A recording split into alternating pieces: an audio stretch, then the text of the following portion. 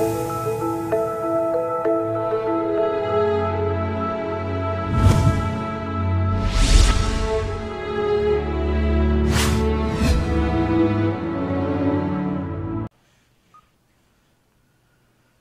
HaShem na'aseh v'natzliach, Shiur Torah, Baruch Hashem, always good to be back at the Breslov Center during the Shiurim at Avin Torah. Baruch Hashem, we have amazing feedback on last week's Shiur.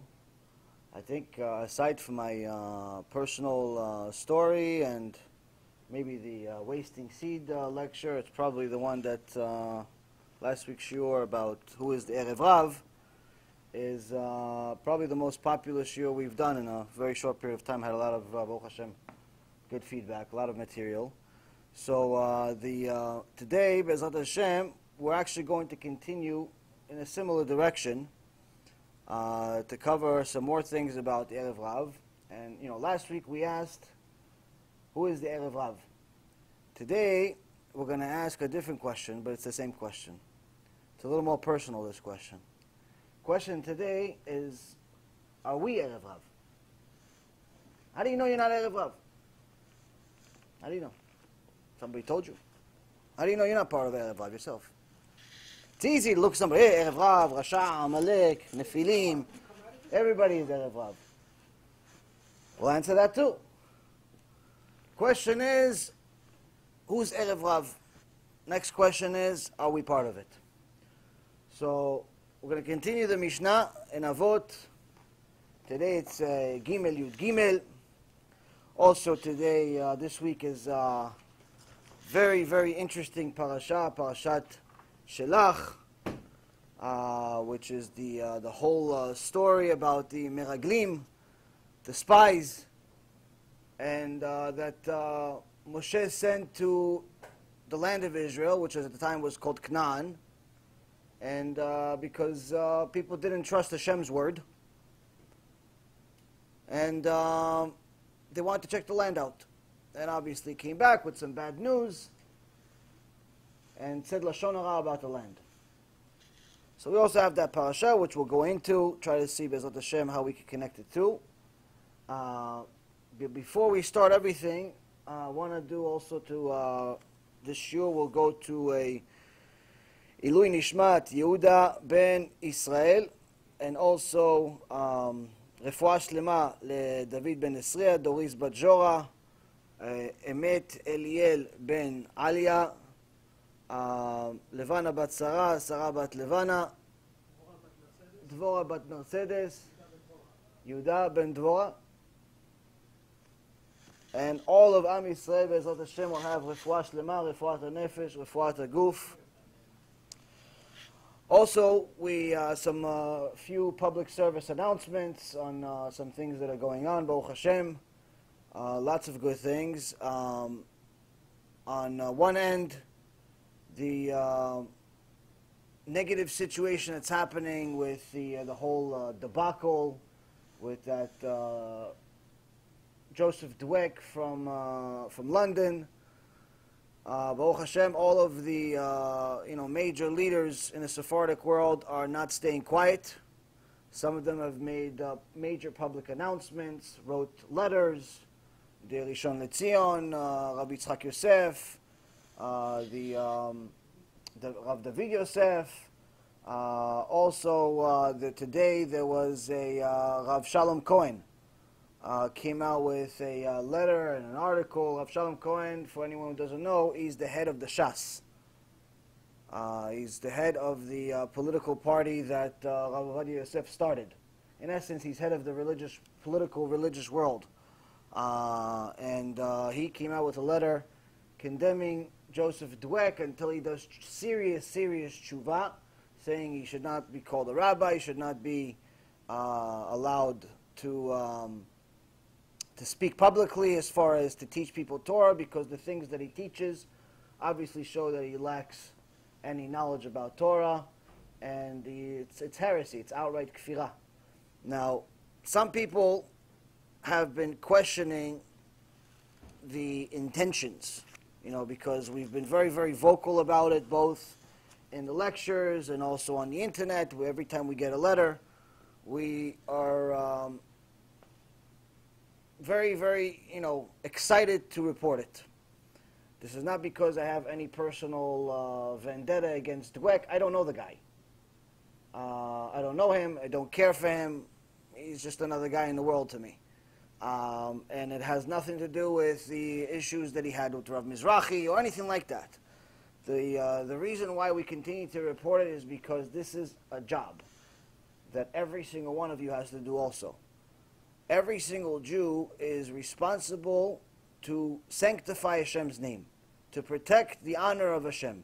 In the Gemara Masechet Sanhedrin, page 82, it says, "Makom sheyesh chilul Hashem en kvod harav." In the place that there is chilul Hashem, in a place where they're desecrating Hashem's name, there's no consideration for honoring rabbis.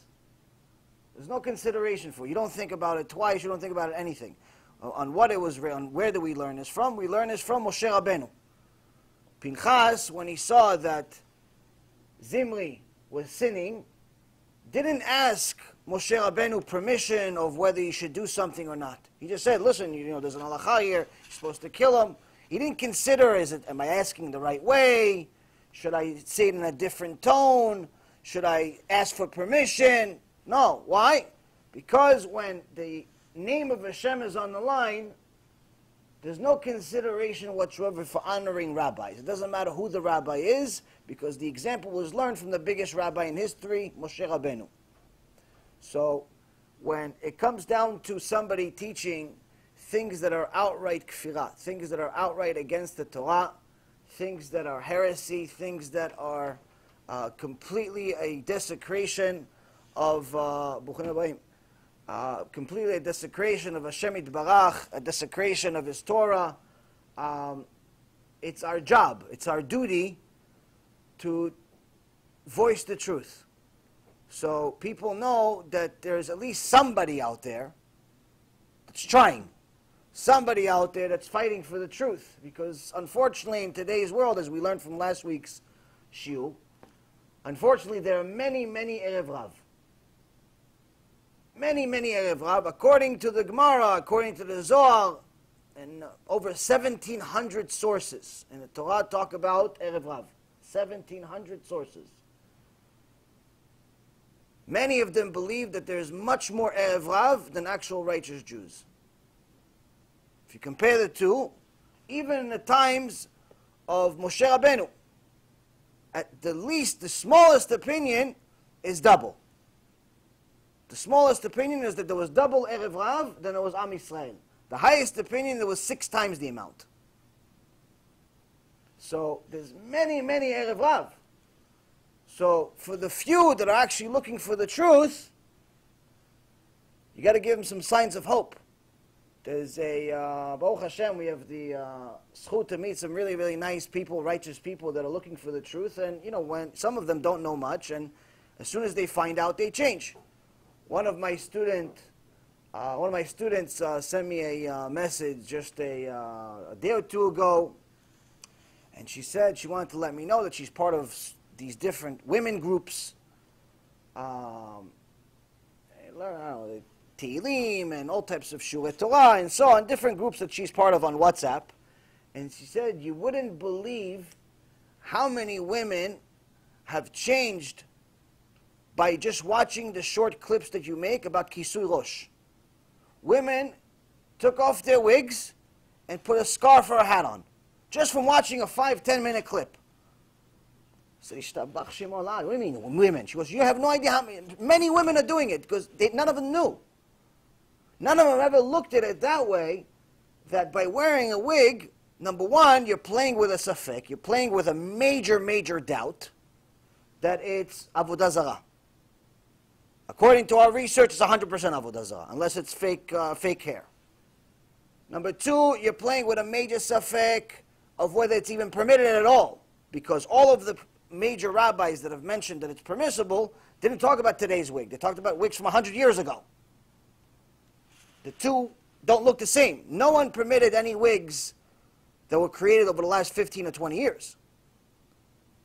So, and last but not least, the only woman in the entire Torah that's mentioned showing her hair, exposing her hair, is the sotah. The wayward woman, the woman that's being accused of cheating on her husband. So why would you want to look like her? And this is one of the things that each and every single one of us has to ask ourselves every single day. Before you leave your house with your tank top and shorts, before you leave your house with your mini skirt, before you leave your house with your tight pants, before you leave your house with no kippah, before you leave your house with the long wig, before you leave your house. We're not even talking about learning. We're not talking about praying. We're not talking about that. We're talking about just basic look. You as a human being, you as a Jew. Before you leave your house, just think about this for a moment. Before you kiss the mezuzah even, think about this for a moment. If the horn from Yerushalayim would sound at that moment, Mashiach is here. Mashiach is here. Eliyahu Navi came, he says he's showing up now. He's here. Would you want to look that way? Would you want to meet the Mashiach looking the way you do, with the 3 feet long wig, with the extra tight dress so it could show your figure, with your tank top and your short pants? Would you want to look like that? If the Mashiach showed up now, say, hey, Mashiach, how are you? What do you think of my tank top? It has Nike on it? What do you think of my big hat? You know, some people wear these baseball caps. They're extra big. They wear extra big. They want to look, you know, like they just came from some rap video. They have an extra big hat, baseball hat, and it's brand new. And they want to make sure that you know it's brand new, so they leave the sticker on it. They leave the sticker on the hat, so you make sure you know it's new. And they don't even bend the hat. They make sure that it's flat, so you know it's new, chadash, fresh. And they make sure it's extra big, so you know that there's a hat on their head. Don't miss that there's a hat on their head, so it's extra big. It's bigger than their head. And they switch it, and they tilt it a little bit to the left or to the right to make sure you know, hey, maybe this guy just came out of a rap video. Maybe he's 50 Cent. Maybe this is DMX coming back, doing a comeback. It's a little lighter, but hey, you never know. And they wear this hat, and they make stupid videos on the internet. So you ask yourself a question when you're wearing that silly hat with the extra size and the sticker on it. Mashiach was here right now. You going to wear that hat? And say, hey Mashiach, Melech Mashiach, what do you think of my hat? Now, I'm not saying everybody needs to wear black and white. I'm not saying anybody needs to wear any color. What I am saying is, do you look respectable enough to be called a Jew? To be considered the son or daughter of the King of Kings? Can people tell? Or do you look like 7.5 billion people? Would you want to look like that when the Mashiach is here? Because he's around the corner. In case you didn't recognize, he's around the corner. So that's one thing we have to ask ourselves. So now, some of these righteous women did not know that the sotah is the only one that showed her hair in the Torah. And they said, well, you know what, listen. I'm trying, the whole concept of the wig is not because I like the wig. It's because I like HaShem. And someone told me that I should wear a wig. But obviously, why would I want to look like a sotah? Why would I want to look like a single woman? I'm married. Why would a married woman want to look like a single woman? Were you still looking, just in case? Why do you want to look like a single woman? You know how many Bachurei YESHIVA, they go to weddings for their friends getting married, and they also look for Shidduchim. And they keep pointing at different women, saying, oh, what about her? Do you know her? Oh, hey, buddy, she's married. What do you mean she's married? She's married. How'd you not know she's married? Well, I don't know. She looks like she's single. What's the main thing that distinguishes a single woman and and a married woman in the Jewish world, head covering. That's it. So when a single woman and a married woman look the same, it's Maaseh Satan. Maaseh Satan. This is the work of the Satan himself. Even Rav Eliashiv, Zecher Tzadik V'Kadosh Livracha, said this is a very, very difficult decree and gzerah on Am Yisrael when they don't get out of this wigs situation. Because even when you show them that it's Avodah Zarah 100%, still they find excuses. No, there's one crazy rabbi that said that the Lubavitcher Rebbe was a Mashiach while he was still alive. He was still alive in the 1980s, and some rabbi, that was his Talmid apparently, said, no, he's the Mashiach. Okay, but if he's the Mashiach, okay, Tigal otanu, you know, yalla. If you're Mashiach, no, yalla, Bet Mikdash, Korbanot, no war. If you're Mashiach, no. So he came out with a book saying the Lubavitcher Rebbe, it's still alive, is a Mashiach. Lubavitcher Rebbe said, no, don't publish this. Don't publish this. Why? Because he's knowing that the Mashiach. So this person came out and said, no, wigs are allowed. So you're listening to that opinion. This is what your Olam Haba is depending on. The opinion of someone who said that the Lubavitcher Rebbe is the Mashiach while he was still alive. And the Lubavitcher Rebbe himself disagreed with. So this is what your Olam Haba is depending on. So Mashiach, the real Mashiach, shows up. You say, oh, I listen to this rabbi. What do you listen to this rabbi? This guy is shoteh. He's drunk.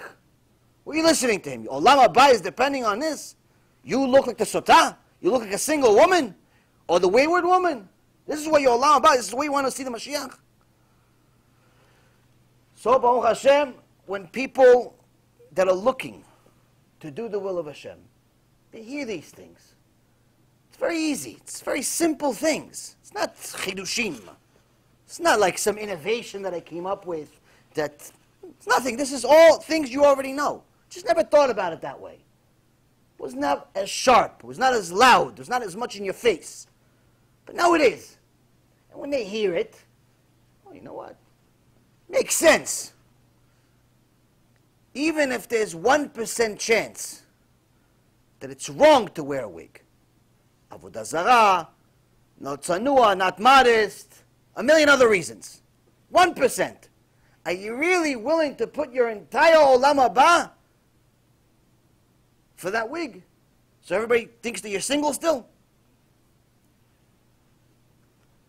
So that's the problem we have today.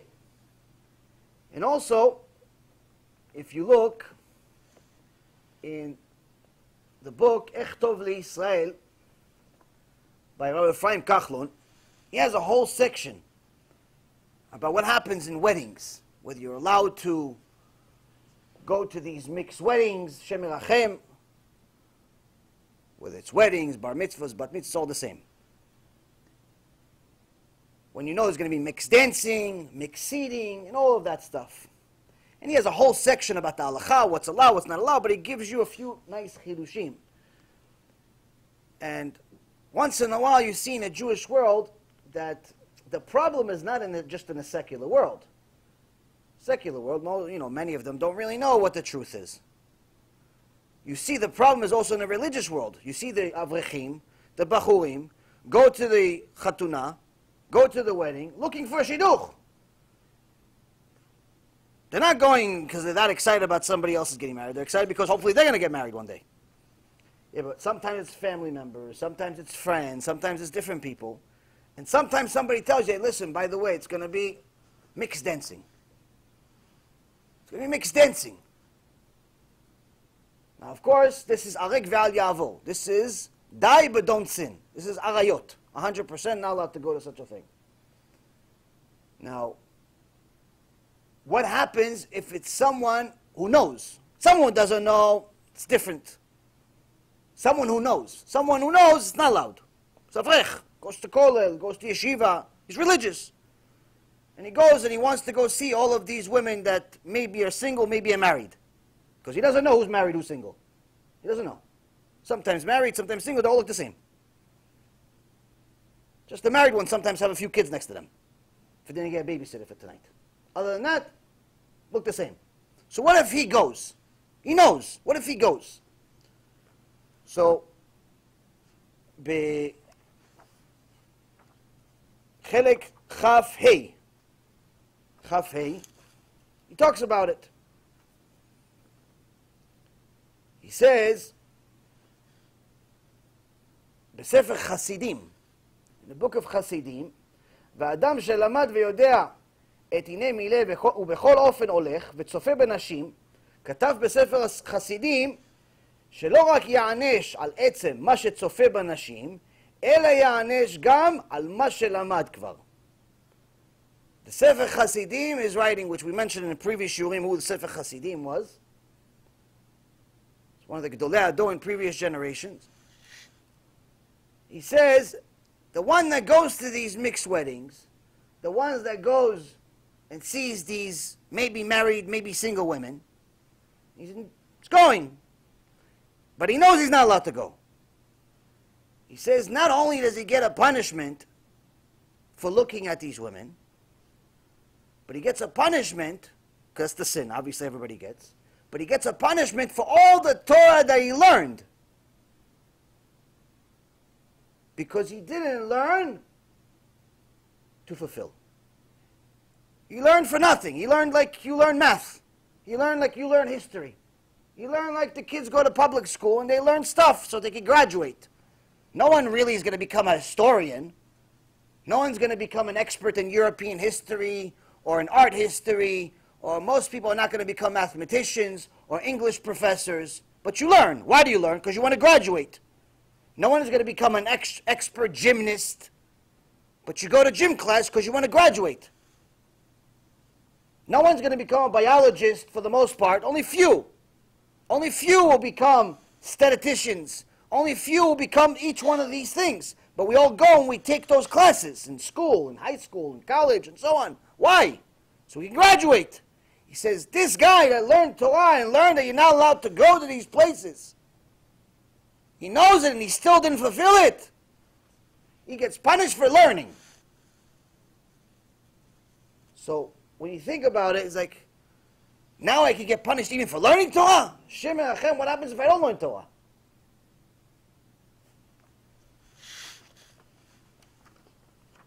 So now, when a woman is putting herself in a situation where she becomes part of the sin, she's the one that's wearing a wig, she looks like she's single, and one of these bachurim who can't get over his yetzer hara looks at her, she becomes partner to his crime. This is a serious problem. So when my student told me, Baruch Hashem, these women are taking off wigs, putting kisui rosh on, some of them didn't have anything on, they're putting kisui rosh on, it made me more excited than I've been in months. Because this is mamash, Satan himself is in his avera. So Baruch Hashem, this is very, very good news. Ultimately, the main thing that each and every single one of these women said is that they never knew the truth. No one ever told them.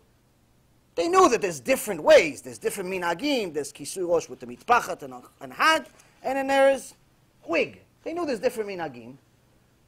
But the details, most people don't really delve into things. If I start giving you a shiur, and I start mentioning different verses from the Torah, different pages in the Gemara, different masechtot, different sfarim, for the most part, 99 out of 100 people are not going to actually look up the source. They're not going to look up the source. Oh, okay, it's Masechet Tanit, great. Oh, it's Masechet Shabbat, great. Oh, great, it's nice. Looks like he knows what he's talking about. But most people are not going to actually look it up themselves. Few are going to actually look it up. Oh, let me see what else it says. It's with any speaker. When Obama makes his speech and he starts mentioning all types of financial achievements or different rules or different things, then he gets paid $600,000 a speech somehow. People are mamash metumtamim. People are mamash are deteriorating. We're no longer going to have to question whether we came from monkeys anymore. We're going to become monkeys. So they pay this guy $600,000 to give a speech. No one actually looks up what he says other than the newscasters. No one looks it up. Same thing with anyone, any speaker. People don't actually look it up. So when you say, listen, there's minhag, Ashkenaz, peah. It's a wig. Sephardic, it's kisui rosh with a scarf or a hat. That's the general known minhag that we know from our forefathers, even though today there's a little bit of both and both. Most people don't look up why. So there's an amazing organization comprised of zealous women in, I believe in Lakewood, it's in New Jersey, called Rosh Pinah, who have been fighting for the truth for the last several years. And Baruch HaShem, we've been able to help them over the last few months, provide them many, many sources to continue publicizing the truth about wigs, and not even necessarily what the minhag is and what the minhag isn't. Not necessarily who allows it and who doesn't allow it, because in my personal opinion, it doesn't make a difference. If you're looking for an excuse to wear a wig based on halakha, based on like who allowed it, who didn't allow it, there's nothing to talk about. Why? Because you're going to find a way. You're going to find an excuse. The main thing I've personally been focusing on is the fact that to prove that it's 100% avodah zarah. And avodah zarah, no one can allow. Not even the guy that said that the Lubavitcher Rebbe is Mashiach while he was still alive. No one can say it's allowed. Avodah zarah is avodah zarah. So that's one main thing that's very easy to prove. If you just do some market research, and Baruch Hashem we did. So when people find out about this fact, people find out about this disaster, and they love Hashem, sometimes they change right away, sometimes they take time. But either way, they know something has to happen.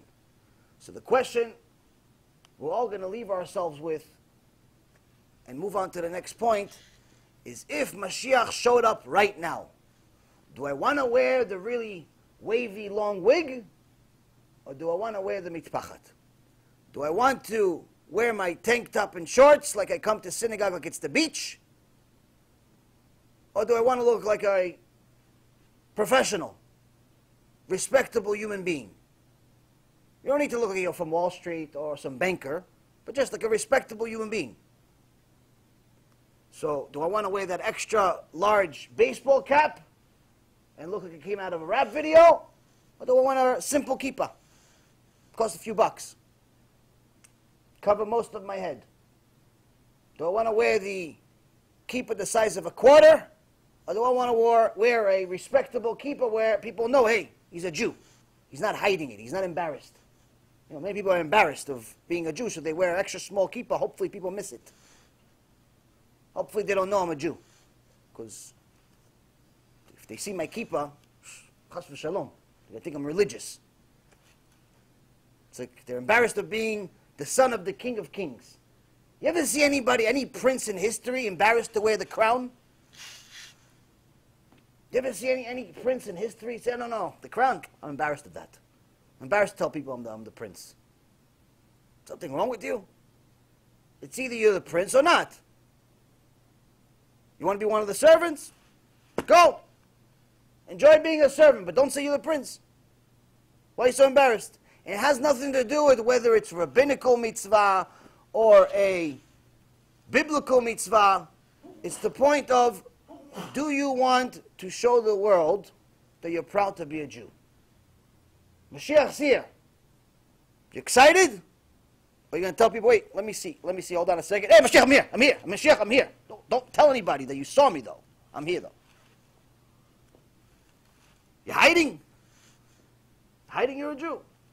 You have to ask yourself these questions. So now, what happens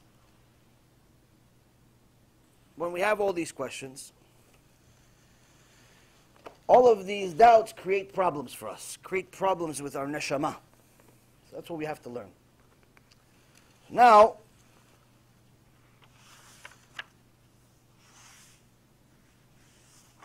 Rabbi Chaina ben Dosa continues and says, הוא היה אומר, כל שמעשיו מרובים מחוכמתו, חוכמתו מתקיימת. וכל שחוכמתו מרובה ממעשיו, אין חוכמתו מתקיימת.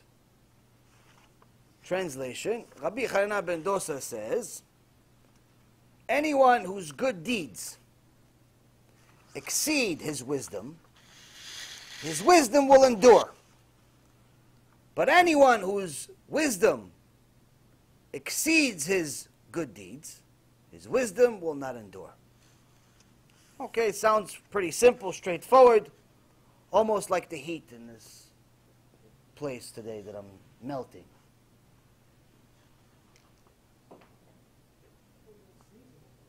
But again, the heat of the Torah you guys are learning with me is making me hot. So, looks pretty straightforward. Rabbi Chanina last week taught us about the significance of Yirat Shamayim, saying that if Yirat Shamayim is not the foundation of our learning, of our Torah, it's not Torah. It's a math book with some history lessons in it. So this week he's telling us something a little different. He's elaborating on the same point, and actually in many Mishnayot, these two Mishnayot are part of the same one. There's a few ways that the Pirkei Avot was written. We talked about in the past. In this particular one that I'm learning, it's a different Mishnayot. This is Gimel Yud Bet, 3:12. So he says, anyone whose good deeds exceed his wisdom, seemed last week was his fear of HaShem, had to be in line with his wisdom or more than his wisdom. Here it's his good deeds. It's his good deeds. So Chazal says, first and foremost, we know what Rav said. First and foremost, you have to stop sinning. Stop sinning. You do teshuva, first you have to do, stop sinning. You tell somebody, keep Shabbat, first time, you want to tell them, listen, Shabbat, you got to do kiddush, you have 2 chalot, and it can't be a broken challah, it has to be a full challah. And you have to make sure that the wine is a certain type of wine. You can't just have wine that's, you have to have kavod for the Shabbat, and this, and all the halachot Shabbat, and muktzeh, and this. No. You don't tell them everything right away. You tell them, listen, first, stop driving. Stop playing with your phone. Stop watching TV. Stop sinning, the big sin. Stop smoking cigarettes on Shabbat. First and foremost, stop sinning. That's the beginning of teshuva. After you've stopped sinning, then we have something to build on. But if we don't stop sinning, we have nothing to build on. So Rav says that before you start with the positive mitzvot, first you have to start with the negative. Stop sinning. Stop going against HaShem. And that's why Rabbi Yaron ben Dosa taught us about Yirat Shamayim last week. He says that's the foundation. First the foundation. Now this week he's talking about maasim. What are you actually doing with your time? Okay, you stop sinning. Okay, fine. For a year already you've been sleeping the entire Shabbat. Chazaku ba'uch. You stop sinning. Still kept Shabbat. No problem. Shamayim it says you kept Shabbat. Wasn't exactly the ideal Shabbat, but at least you didn't drive on Shabbat. No problem. Now it's time to learn about Oneg Shabbat. Learn about how to really fulfill the entire mitzvah of Shabbat. Enjoy Shabbat. Learn on Shabbat. So now it's time for Maasim. Now it's time for doing things. And he says, if the actions, the good deeds, are more valuable than your learning, you actually have more actions than learning, the learning you have is real Torah. It's real Torah. But if all you do is learn, but you don't fulfill, it's not real Torah. You're part of Erev Rav. You're part of Erev Rav. Why? Rabbi Nachman from Breslev Zecher Tzadik Livracha, said that there's several qualities about the Erev Rav. He says at the end of days, similar to what the Arizal wrote, and also several other of the major sages, including the Gemara in Masechet Chagiga, Masechet Sotah, certain prerequisites of this Erev Rav. In the Gemara, Masechet Chagiga, page 13b and 14a, talks about how HaShem created these 974 generations of people that were too wicked for him to keep in the world all at once. So he spread them out amongst the generations, and that's the Erev Rav. How do you say their quality? What were these people? Az panim. Az panim, these were people who were brazen. Brazen. If you remember when we learned the end of days, one of the shiurim, or a few of the shiurim, we talked about what's going to happen at the end of days. In the Gemara Masechet Sotah, page 49, it talks about what's going to be a lot. There's certain things going to be signs at the end of days. Pnei Adol k'pnei HaKelev, the face of the generation is the face of dogs. There's going to be inflation, there's going to be immodesty, very limited amount of mussar and truth. Those that actually tell the truth will be hated, and so on and so forth. But in one of the things it says it's going to be a lot of chutzpah, brazen-faced people. There's going to be a lot of it. Meaning, the Erev Rav that's been around for all of these generations since the beginning of time, it's like they're all going to culminate and get to their peak. And try to take control of everything, including the Jewish world. They're not just Esav. They're not just Goyim. We're not just talking about Amalek. We're not just talking about the obvious Christian missionaries and Ishmael, the Rashaim that tried to kill us, ISIS, and so on. We're talking about Erev Rav that's within us. Akol kol Yaakov, vayedai midei Esav. Their voice is like Yaakov, sounds like Jews, sounds like righteous people, but their actions are like Esav. So Rabbi Nachman from Breslev says, this brazenness, this attitude, this az panim, is what's one way that you know that somebody is az panim? He doesn't allow any type of mussar even next to him. Forget about listening to it himself. Forget about you giving him mussar. Listen, maybe you should do teshuva, you should be more modest, you should be more generous, you should do this. No, no, no. Forget about that. It's not even a chance. We're talking about he's empty. He is what Rabbi Yisrael Misalant wrote about almost 200 years ago. He's the infection in the Jewish world.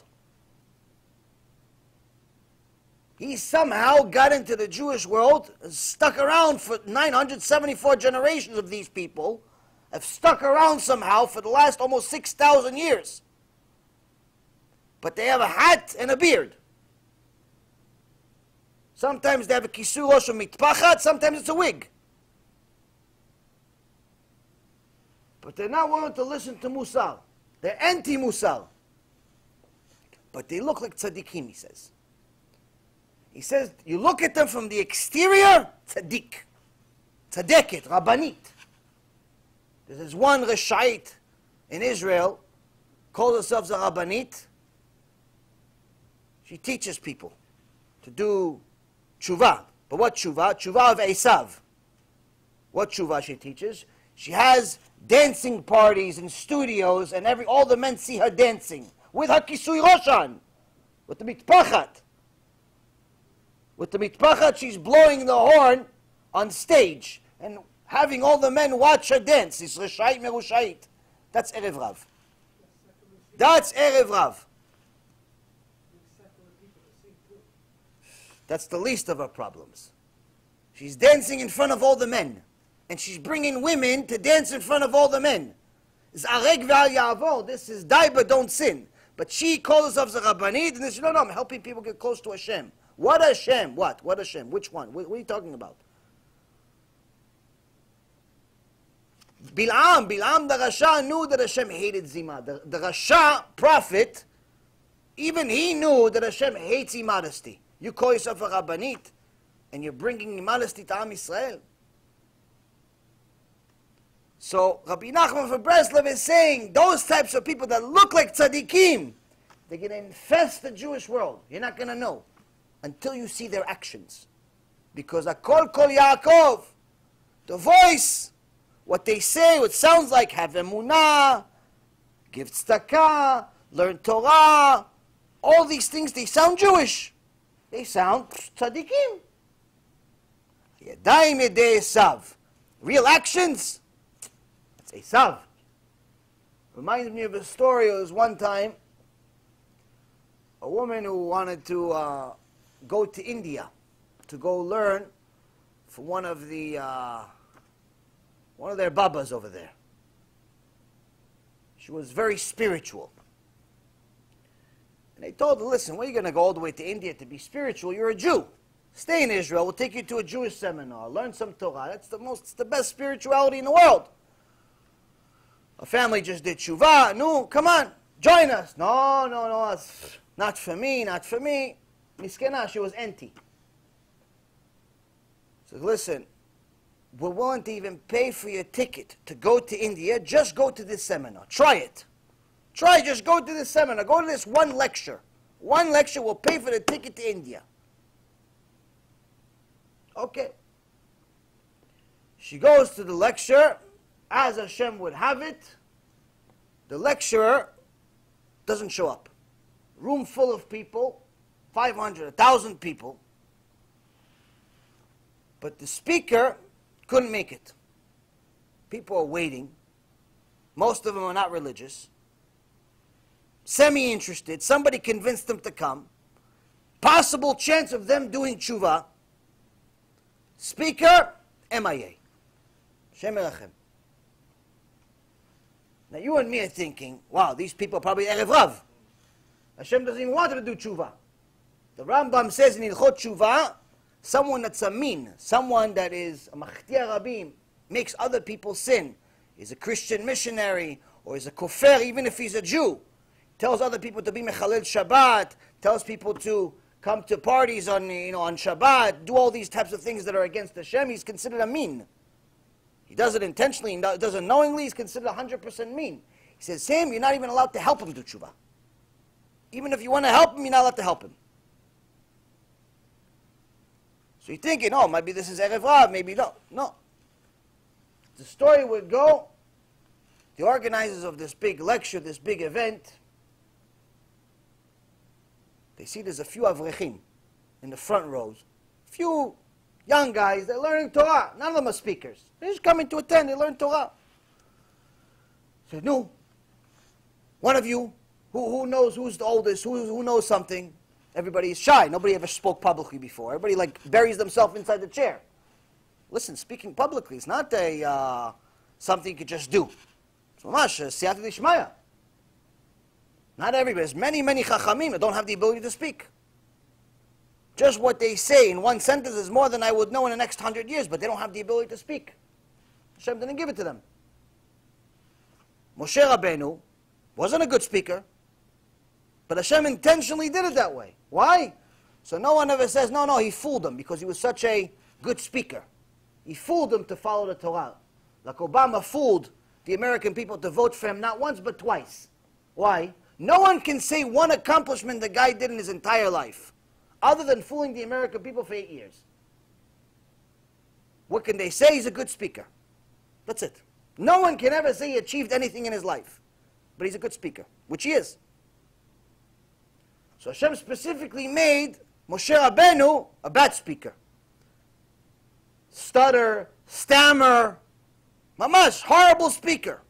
That's who's going to teach us Torah. So no one can ever say, no, he fooled us, he had a quick tongue. No. So now in this giant lecture, they're looking for somebody to speak. They take one of their, okay, you're the oldest, let's go. What are you learning? Oh, I'm looking at a little Gemara. Okay, no, what Masechet? Oh, Baba Kama, Baba Metzia, Baba Batra. So I'm learning the halachot. Okay, no, teach us about that. No, I don't know how to speak. Young guy, miskin, what does he know? He learned a little bit of Torah, but he's not a public speaker. He came to the speech to also be one of the fans, to also be one of the learners, one of the people that enjoys the speech. He didn't come to speak. He said, no, but you're the only one in this entire room that actually knows something. Everybody else is chilonim. It's 500, 1,000 people chilonim. They don't know anything. They know here and there a few things that their parents taught them, but they don't know much. You actually know Torah. You've been religious your whole life. No, tell them whatever you learn. Misken, the poor guy didn't know what he got himself into. So he goes on the stage and he starts speaking. What are you going to speak about? He says, I'm going to speak about the duff that I'm learning of what happens when you find something that was lost. In the Jewish world, when you find something that's lost, you can't just pocket it like an animal. You have to find out if it belongs to somebody. If it belongs to a Jew, you must return it. Unless it's going to cost you more to return it than it's worth. So for example, if you find $1 in a wallet, and there's, let's say, Tudat Zeut, there's a ID of the person in it, you know that this belongs to Amos, who lives in Australia. You're in Israel, but you have $1 in the wallet. You don't have to return it. Why? Because it's going to cost you more to go travel to Australia. It's going to cost you $2,000 just for the plane ticket. To go return $1, you're not obligated to do that. But if, let's say, he lives down the street, you have a couple of $100 in the wallet, you have $100, $50, whatever it is, and you have to return it.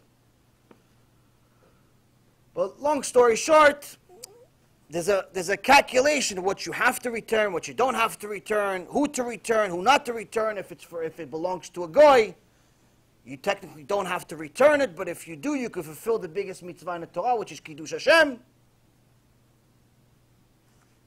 So some people are saying, no, listen, I found $500, I have confirmation it belongs to a goy, I'm pocketing it. It's nes from Shamayim. It's a miracle from Shamayim, which it could be. But the reward you're going to get when you return the $500 to the goy, in Shamayim, when you sanctify Hashem's name and the guy knows, oh, you return it to me. Why? Why'd you return $500? I return it to you because that's what our Torah says. Hashem told us to return it. You just fulfilled Kiddush Hashem. You are super tzaddik. There's one tzaddik, I believe in New Jersey, bought a desk, a used desk, from some woman, a non-Jew, and when he got the desk, to put it into the house, he had to take it apart. And when he took it apart, he saw that inside the desk there was a bag. So he took the bag, and he opened the bag, and he saw that there's almost $90,000 in cash in the bag, inside the desk. $90,000. This is a typical, just a rabbi. He's not like some rich guy, he has millions in the bank or anything. Guy's young guy, relatively newly married. Now he had a choice. Now, based on halacha, he can keep the money, enjoy. Why? He bought it from a goy who pretty much is lost it. She considered it lost. She didn't even think about whether it was in there or not. It's allowed to keep it. But based on being a tzaddik, based on loving Hashem, he decided the right choice. What did he say? He said, I'm going to go return it to her. And late at night he called. By the time he got home from where this woman was living, it was late at night, but he called her. The woman nearly had a heart attack. She said, oh, I forgot about it. I lost this. This is part of my inheritance that I got, but I lost it many years ago. I lost it. I forgot where I put it. She forgot where she put almost $100,000 in cash. She forgot. Miskena, she forgot. People are forgetful. Sometimes we forget stuff that's very valuable. But we think it is. Why did she forget it?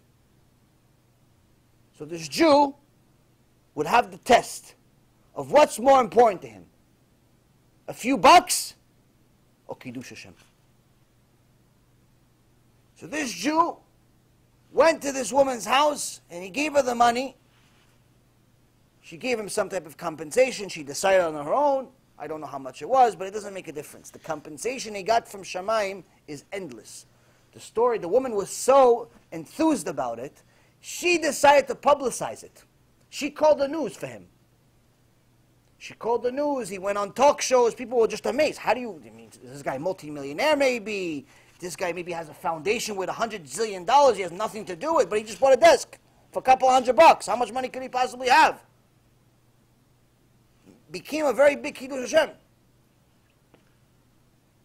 So you have an opportunity to do Kiddush Hashem. If you find something, to return it to the goy. Now back to our story. This woman is watching this young avrech who doesn't know that much. He's not a public speaker. Teach. He says, this is Judaism. I'm going to India.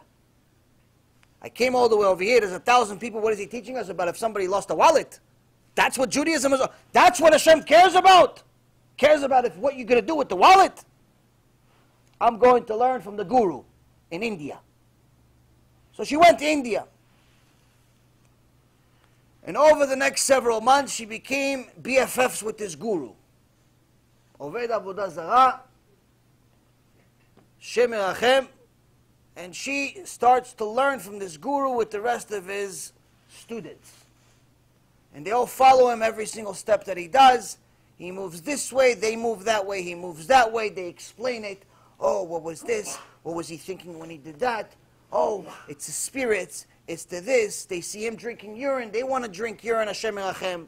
All types of stupidity and foolishness that there's no end. There's no end to stupidity. Even Einstein, who wasn't a religious guy, he said there's only one thing that there's no limit of. What is it? Stupidity. There's an infinite amount of stupidity. Infinite.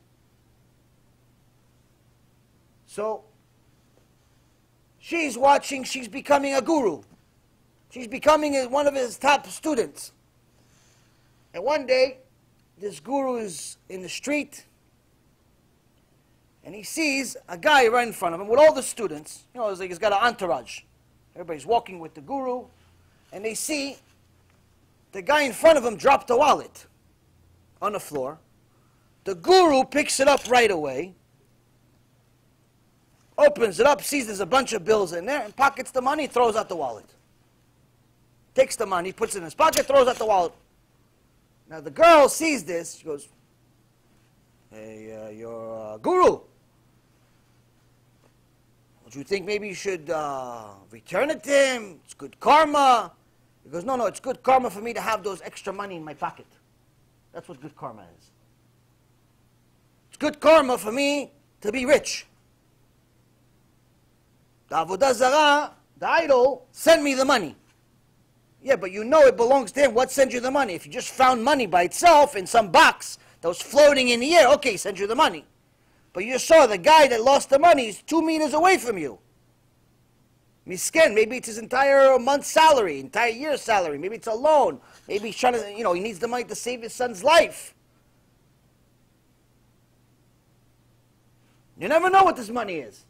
You're just going to pocket it? Hey, don't ask any questions. That's when this young Jewish woman realized Kol chokhmato lo shava klum. All of his wisdom is worthless. Why? Ma'asav lo tovim. His actions are no good. His actions are no good. Like in the Kuzari had a dream. Angel came to him, said, Hashem appreciates your intentions.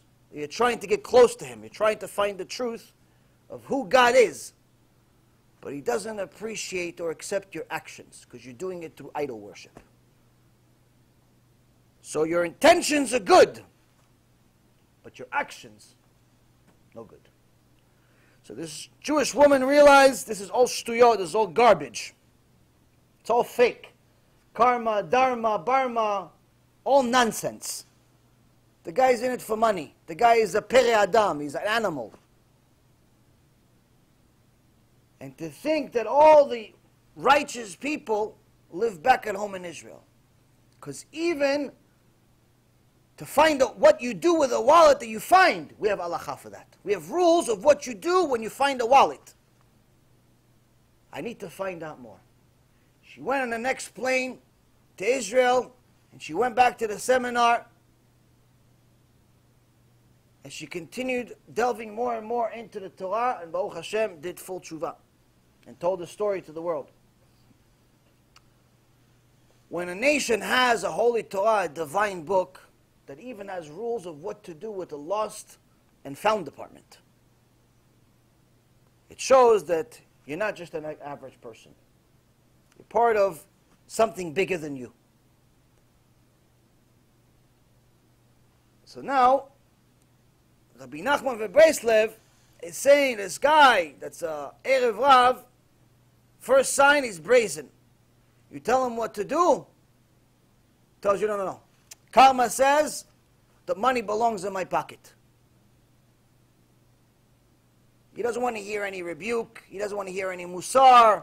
He doesn't want to hear anything, any corrections. Mind your own business. Okay, so I'm going to give, I won't bother you, but I'm going to give a drasha in your shul, in your community.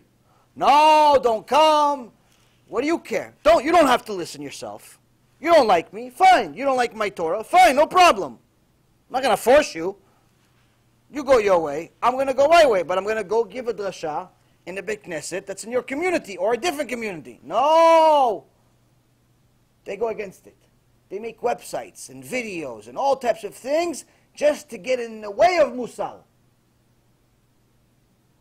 To get in the way of Mussar so nobody else hears the truth. It's not just them. Now when a Christian missionary tells you the Torah is not true, chas v'shalom, all types of stuff, you expect it from him. You expect it from him. When a secular person that's an atheist tells you, there's no this, there's no that, you expect it from him. The guy thinks he came from a monkey. Maybe he did. He thinks he came from a monkey. Maybe he's still a monkey. Maybe he didn't come from, maybe he's still a monkey. Misken. You expect it from him. But when a guy with a long beard and a hat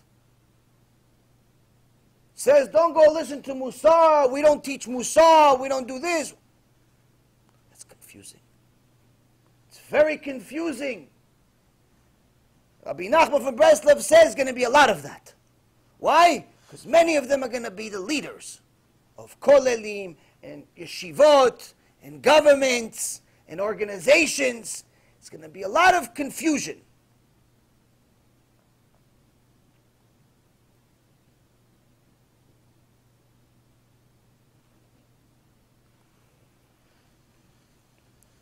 The Baal Shem Tov says that in the end of days, we're going to learn what Shlomo HaMelech really meant, the secret part of a song that we sing every Friday night to our dear wives or mothers. Eshet Chayil. Eshet Chayil mi'imtza, a woman of worth who can find far beyond pearls of value.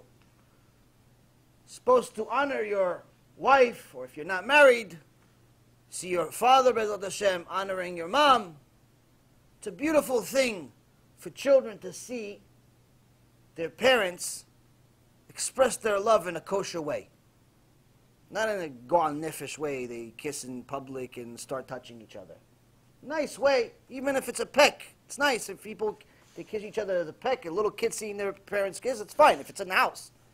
But if they are very physical in the middle of the street or even in front of the kids, it's gone nefesh, it's disgusting. So there's a kosher way of being affectionate and loving, and it's actually healthy for young kids to see their parents loving each other and not thinking that this is Megatron and this is Darth Vader. He says no, she says whatever he said. Oh, it's nice. One of the nice kosher ways to show that the father, the husband, appreciates the wife is when he sings this song of Eshet Chayil with full kavanah. He looks at her when he sings it. And I learned a very nice min'ag from Rav Ephraim's father, Rav Chaim Kachlon. Sheikhye. big chacham, Baruch HaShem, giant tzaddik. He's one of these people that you can definitely know he's fulfilling the first part of this verse. Ma'asav merubim mechochmato. Doesn't stop fulfilling mitzvot, Baruch HaShem. I learned something from him that mamash changed my kiddush in my house forever. Even though it embarrasses my wife sometimes, she likes it. You know, in the song, if you read, it's very good, it's very important for every man to understand what he says in Eshet Chai. A lot of men know the song by heart because you say it every Friday. But most don't know what it means. Like, I'm not even talking about the hidden meaning. I'm talking about the basic meaning. Basic meaning, what Eshet Chai means. One of the things that, for example, you could learn from the song is this whole concept of women not being allowed to wear colors, it's only in this generation. Like the whole concept of women having to wear black all the time, it's complete nonsense. It has no source whatsoever in the Torah. Yes, you have to be modest. No question about it. But if you look at the song of Eshet Chayil, which Shlomo HaMelech, Chacham Mikol Adam, Kodesh Kodeshim wrote it, with Ruach HaKodesh, he said the Eshet Chayil, the woman of worth, wore purple. Some say red. That's why Rav Mazuz, which is one of the Gedolei Ador, says, really, in reality, if you know how to wear it, you're allowed to wear red. As long as it's not, you're not a bust, you're not a stop sign. But in essence, you're allowed to wear colors. There's no problem with wearing colors for women, as long as you're modest. There's a modest way to be colorful. It doesn't have to look like you're going to a funeral all the time. So whoever made up this minhag that we have to always wear black all the time has no source whatsoever in the Torah. Of course, you have to be modest, again. But as far as if you look at the psukim, he says the woman of worth, the ideal woman, in the song it says she wore purple. Ideal woman, she's wearing colors. Ideal. No. So stop forcing women to look like they're going to a funeral all the time. By the way, that's actually used to be a minhag where we weren't allowed to wear black. Matter of fact. You weren't allowed to wear black. So anyway, in this song, when you understand this song, you start learning some amazing things. Towards the end of the song, it says, Sheker achen ve'evel hayofi, isha yirat Hashem, iti talal. It's a,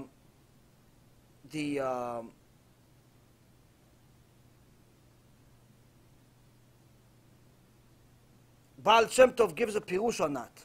But nonetheless, the minhag I learned from Rav Chaim was that when it gets to a point where it says there is a so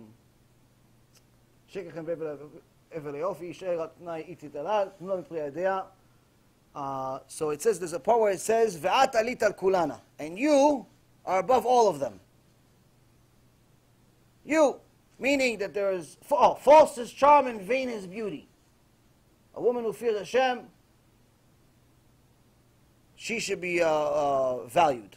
So, in essence, in that section, it talks about you. You meaning the woman you're in front of.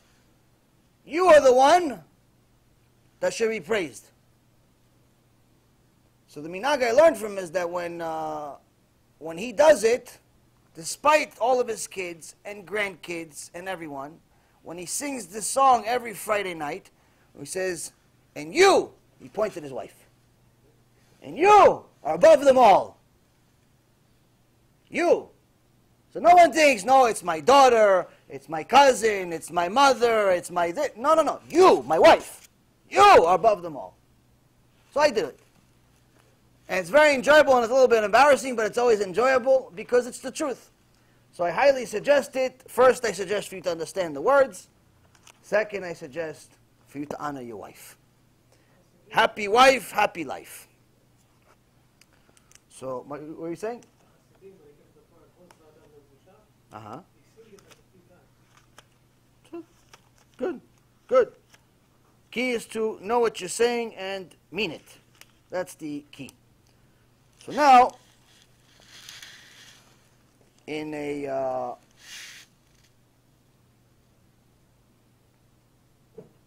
Yeah, it says, Rabot banot asu chayil v'at al talit al kulana.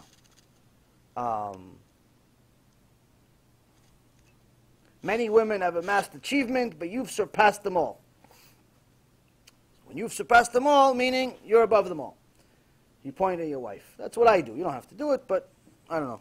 I look for shlom BEIT. So this is what I do. I learned from Rav Chaim. So anyway, back to Inyanenu. The Baal Shem Tov, alav shalom, says the following. It says at the end in Proverbs 31, verse 30, in this song Eshet Chayil, Shlomo HaMelech says, charm is false and beauty is vain. Sheker achen ve'evel hayofi isha yirat Adonai titalal. Charm is false and beauty is vain. A woman who fears HaShem, she should be praised.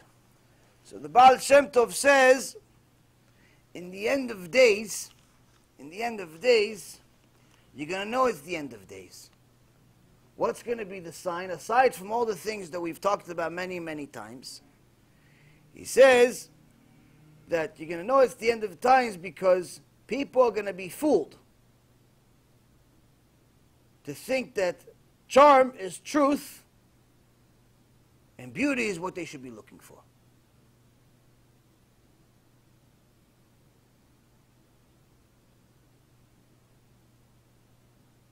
Instead of what the rest of the verse says, so instead of a woman who fears Hashem, she should be praised, instead they're going to look for charm and they're going to look for beauty. They're going to look for the arm candy, not for Yirat Shamayim. They look for the woman that's willing to wear a long wig and high heels, not the tzaddiket that's willing to wear a scarf and only show her husband her hair and be modest inside and outside the house. No, they don't want that. Baal Shem Tov says you start seeing that, even in the religious world, it's the end of times. Who is the biggest pusher of all this? Erev Rav. Erev Rav. So, if you notice, there is an interesting connection with this Mishnah to the beginning of Pirkei Avot. In the beginning of Pirkei Avot, in chapter 1, the second Mishnah, and actually the third Mishnah, it appears that this Mishnah is really a break-off from those two Mishnayot. So the second Mishnah in Avot is by Shimon HaTzadik, and he says on three things the world is based on Torah and service of Hashem and the acts of loving kindness. So first and foremost, he's telling you exactly what this Mishnah is saying. You can learn all the Torah in the world, but if you're not going to fulfill it, it's not worth anything. So this is already what we learn as the second Mishnah. He said there's three things that the entire world stands on,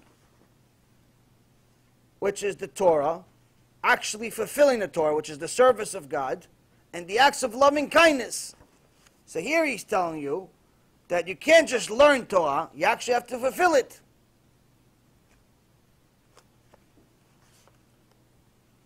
But then the next Mishnah by Antigonos, Isocho,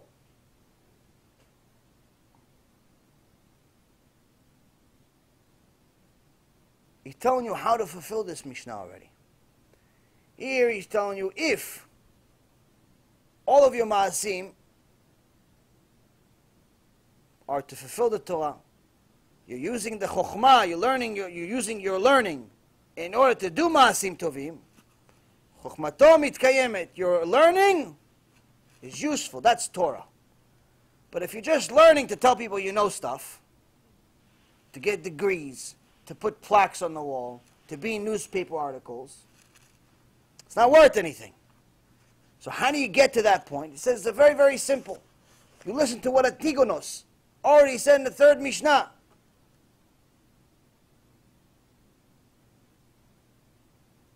Lo al menat lekabel pras. Don't serve Hashem for the purpose of reward.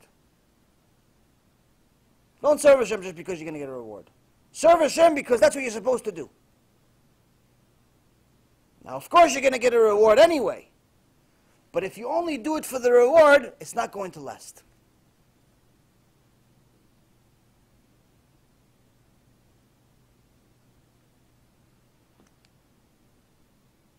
Now, in this week's parasha, we see another connection. We see that Hashem already told us the land of Israel is Eretz Zavat Chalav Udvash, land of milk and honey. Amazing, great. I've been waiting to give it to you. The whole globe was created, but this is the best part. This is the best. It's for you. It's for you. What do they say? Can we check it before we go? Can we go inside? Can we take a peek? What, you don't believe me? Tell them. Hashem doesn't get in the way of your free will, even if your free will is stupid. Even if your free will is going to get you into trouble, He doesn't get in the way. Go. But know that you're putting yourself at risk. Why? Because your free will is going to put you in a situation where you're going to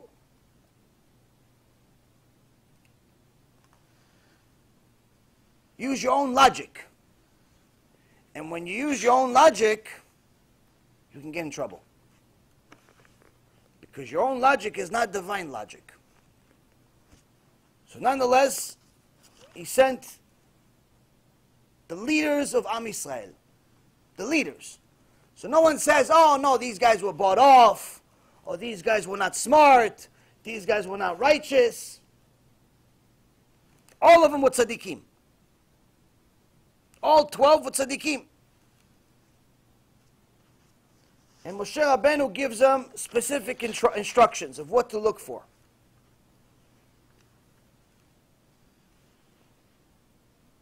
When you go into the land, check v'ayesh ba'etz. Imayin v'itchazaktem ulakachtem mipri haaretz. Check if there's tree there. If there's a tree in the land. And if there is, strengthen yourself and take fruit from the land. Now the pshat is check if there's trees, and if there's trees, benefit from it. And bring back some fruits for us to see what kind of fruits there is. That's the pshat, which they actually did. It says they brought the grapes. 8 people had to carry one thing of grapes. That's the pshat. The chidush here is that Moshe Rabbeinu is not really talking about the etz. If he was talking about the etz, he'd be talking about etzim. He'd be saying in plural. Are there trees there? Why, you're going to go to the entire land and look for one tree? If there's one tree, it's a problem. Come back home before you starve to death. If there's one tree in the entire land, come back home. It's better off staying in the desert. We may find more than one tree. So if we're really looking for one tree, you have a problem. If you remember from Tfilat Shachrit, at the end of Shachrit, after Alenu L'Shabeach, you read a little bit more, a few more paragraphs. It's one of the psukim in the Torah. Etz Chaim in Machazikim Ba Betomchei Meushar. Right? Etz Chaim. What Etz Chaim? Etz is a tzaddik. Etz is a tzaddik. Moshe Rabbeinu Chazal is explaining to us in a different verse, is asking them, find out if Job, a tzaddik, if he's there. Job, some say he existed, some say there's actually a machloket, some say he was just a book that Moshe Rabbeinu wrote. This is one of the supporting verses that says that Job was not only alive and well, and it's a real story, but actually Moshe Rabbeinu was looking for him.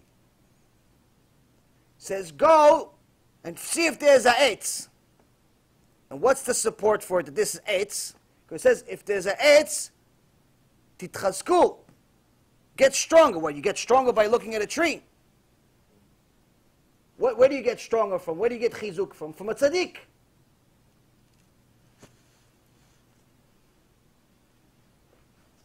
So now he's telling them, go look for the tzaddik. See if this land has any schuyot. The people that live there are only living there because there has to be a tzaddik. Later on, when Kalev tells people, no, we can beat these giants. Why? Because they don't have the eitz. Not they didn't have trees. They don't have the tzaddik anymore. So now, we see that he's sending the Gdolei Ador. He's sending the leaders. And these leaders come back, 10 out of 12 of them come back with some bad news. The land is full of Erev Rav. He's full of, remember last week we talked about who Erev Rav is. Erev Rav has 5 different types of Erev Rav. One of them is Amalek.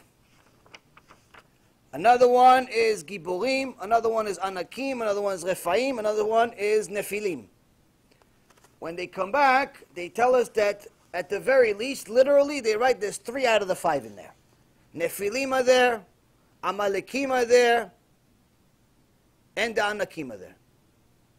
3 out of 5 Erev Rav are there. Also, we have Erev Rav with us also. So we're surrounded by Erev Rav. No wonder we had bad news.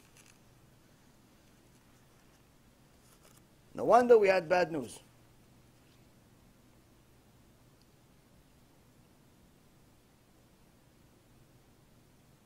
And after they give us this bad news, everybody goes into a panic, loses all the emunah that they have, starts hysterical crying. And Hashem says, after all the miracles I did for you in Egypt, Mount Sinai, everything I did for you, you're still complaining? You're still complaining? And who does he kill? He kills all the leaders. Those 10 people out of the 12 that said lashon hara about the land, he kills them in a very, very unusual death. Mita meshuna. For saying lashon hara about the land. They didn't say lashon hara about people. They said lashon hara about land, about trees and rocks. So imagine when the Rambam says someone who says lashon hara on a regular basis has no share of the world to come. So when he says it, people, oh, come on, Rambam, everybody says lashon hara. He says, well, listen, the Meraglim, the Gemara, Masechet Sanhedrin says, they said lashon hara on land, on rocks, on mountains, on trees. And they have no share of the world to come. They have no share of the world to come. No chelek l'olam haba. What about when you say lashon hara about a person? What about when you say lashon hara about Talmid Chacham? Shem Rachem. So now all of this, Moshe Rabbeinu is dumbfounded again. The very same people he puts in charge cause all the problems. When was the last time? Last week. Last week's parasha, if you remember, Am Yisrael was complaining about the man. The food that had any flavor you want. They said they wanted chicken too. But you have food, you can make it chicken if you want. No, but we want chicken itself. But you have food, you can make it steak also. But we want chicken and steak. But you have food, you can make it ice cream. But we want that specifically. They wanted to just complain. Things were too easy. They wanted to complain. So, what does Hashem do? He punishes all the leaders. If you remember in last week's parasha, in chapter 11, verse 1, it says ויהי העם כי מתאוננים רע באזני אדוני, וישמע אדוני, ויחר אפו ותבער בם אש. ותבער בם אש אדוני ותאכל בקצה המחנה. The people took to seeking complaints, started complaining, these people, and it was evil in the ears of HaShem. And HaShem heard, and his wrath flared, and the fire of HaShem burned against them, and it consumed at the edge of the camp. So Chazal says, what does it mean? It consumed the edge of the camp. Why didn't it just consume one of the camps? Why didn't it consume Tzvika, Shmuli, David, and all the guys are saying, complaining? He says, no. It consumed the edge of the camp, meaning all the leaders. They were all on the edge of the camp. The fire consumed all of them, not the rest of the nation. Why not the rest of the nation? Because when the leaders heard the people complain, the only purpose for them, being leaders, is to rebuke the people. You hear them complaining, what are you complaining? Who are you complaining? You complaining against your wife, it's one thing. Complaining against HaShem? Complaining against your kids, it's one thing. Complaining against HaShem? Complaining against your husband, it's one thing. Complaining against your boss, it's one thing. Complaining against HaShem? The same one that gave you the air you breathe, the same one that's giving you eyes to see, the same one that gave you a tongue to speak, you're using the tongue. They complain against him. The same one that's giving you parnasah, you're complaining he's not giving you enough, so you could buy a brand new car. The same one that gave you refuah shlema, you're complaining about him for anything that you're complaining. Do you know who you're complaining against? On them it's written, Am naval velo chacham. Foolish people, not smart. Why not smart? They used the tools that HaShem gave them against him. This is a maaseh, not just Satan. This is also a day-to-day thing of Erev Rav. Erev Rav, it's not just making mistakes all of us make. We all take Hashem's name for granted, his chesed that he gives us for granted. None of us appreciate him enough. But the Erev Rav, that's mentioned in this parasha, that's mentioned in this Mishnah, that's mentioned by Rabbi Nachman Breslev, that's mentioned by the Baal Shem Tov, that's mentioned by Vilna Gaon, it's mentioned in over 1,700 sources. And we only touched maybe, 24 in the last 2 weeks. The Erev Rav, that's not their problem. What's their problem? They're not just naval velo chacham. They're not just making complaints. They're using the Torah to make complaints. They're the types that write articles that says, no, this thing about homosexuality, no, there's no way that Hashem really meant it. That would really be mean. If Hashem said that it's not allowed to be homosexual, that would be mean to the homosexual people. How come they don't say it about kleptomaniacs? It's really mean that you don't let people light your house on fire. Pyromaniacs. Or kleptomaniacs steal. It's really mean that you don't let them steal your whole house. The Rambam called those people Naval Birshut Torah. They take the Torah and they twist it and squeeze it and do whatever they need in order to make eter. In order to make leniencies that are not really leniencies. They go against the Torah by using the Torah.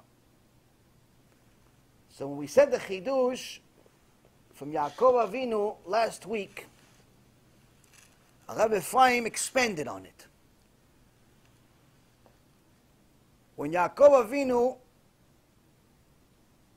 said that in the end of days, told his son certain things that are going to happen. We talked about it a month ago or so ago, but there's a prophecy about missionaries. Last week we talked about the prophecy from Yitzchak Avinu, where he says, Akol kol Yaakov, vayadayim yedei Esav. The voice is the voice of Yaakov, but the hands are the hands of Esav. Rabbi Ephraim expanded on a chidush. He says, another way that you can see that this is actually specifically talking about, or at least a remez, at least a hint, towards the Erev Rav, is that not only do they sound like Yaakov, but the actions of Esav, but it even tells you how they sound. Because the literal verse says, the voice is the voice of Yaakov, but the hands of Esav. So the word voice is twice. Akol, kol. But the way it's spelled in the Torah is that there's one letter missing in one of them. One is spelled with kuf lamed, one is spelled with kuf vav lamed. Same word, but spelled two different ways right next to each other. Why? Because he says the hakol can also be said hekel. Makil is making leniencies. Lenience and lenience and lenience and more lenience and more leniences. Eventually, you give a dog a bar mitzvah. With feeling.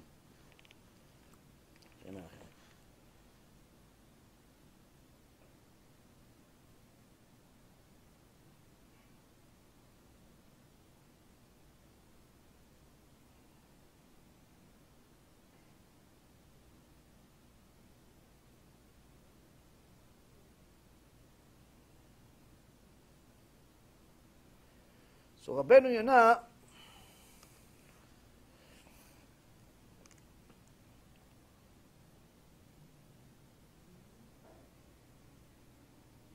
says that if someone commits himself wholeheartedly to the ways of the Torah, he receives a merit for what is revealed to him, as well as for what's still unknown to him. As did Israel in Mount Sinai, when they declared, we will do and we will hear. This is in Sha'arei Tshuva, chapter 2, paragraph 10, or section 10. So, Rabbeinu Yonah gives us a little bit of hope here. He says when you're doing tshuva, you're not going to know the entire Torah overnight. So a lot of people get very worried. Like, listen, some of the stuff that Chazal said is very scary. I don't know how to do all these things. I don't even know all these things exist. Rabbeinu Yonah is saying, don't worry. If your actions are superior to your chokhmah, meaning everything you're learning, you're putting it into effect. You learn halachot Shabbat, you keep Shabbat. Whatever you learn, you do. You learn about modesty, you keep it. You learn about tzedakah, you keep it. You learn about anything else. Business, you keep it. Whatever you learn, you do. He says then your heart is in the right place. That's real tshuva. Rabbeinu Yonah wrote a whole book about tshuva. Because how? Because it was his own tshuva. Over 20 years he did tshuva for a mistake he made about how he judged the Rambam. And he spent the rest of his life doing tshuva for it. But nonetheless, he's telling you all the things that you don't know, one of two things are going to happen. If your heart is in the wrong place, if the only reason you're getting involved into religion is because there's a possible business opportunity there. You're starting to go to BeKnesset because there's a rich guy there you want to do business with. You're not really going to BeKnesset to pray to HaShem.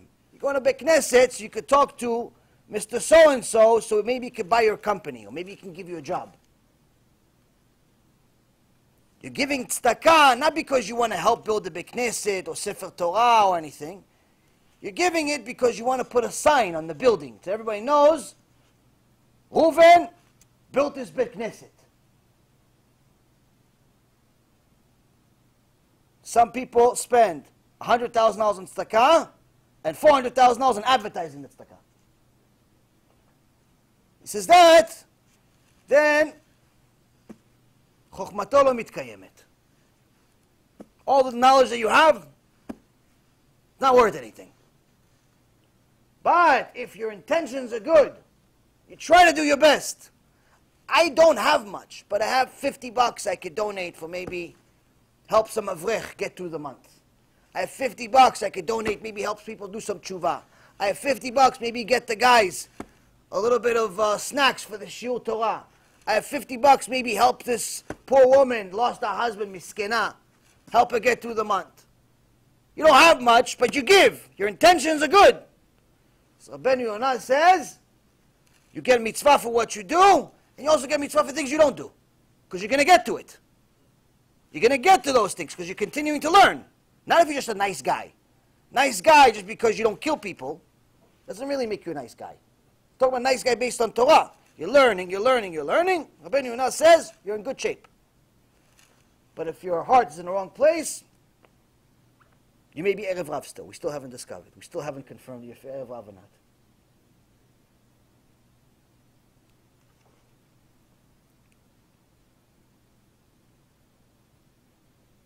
So now,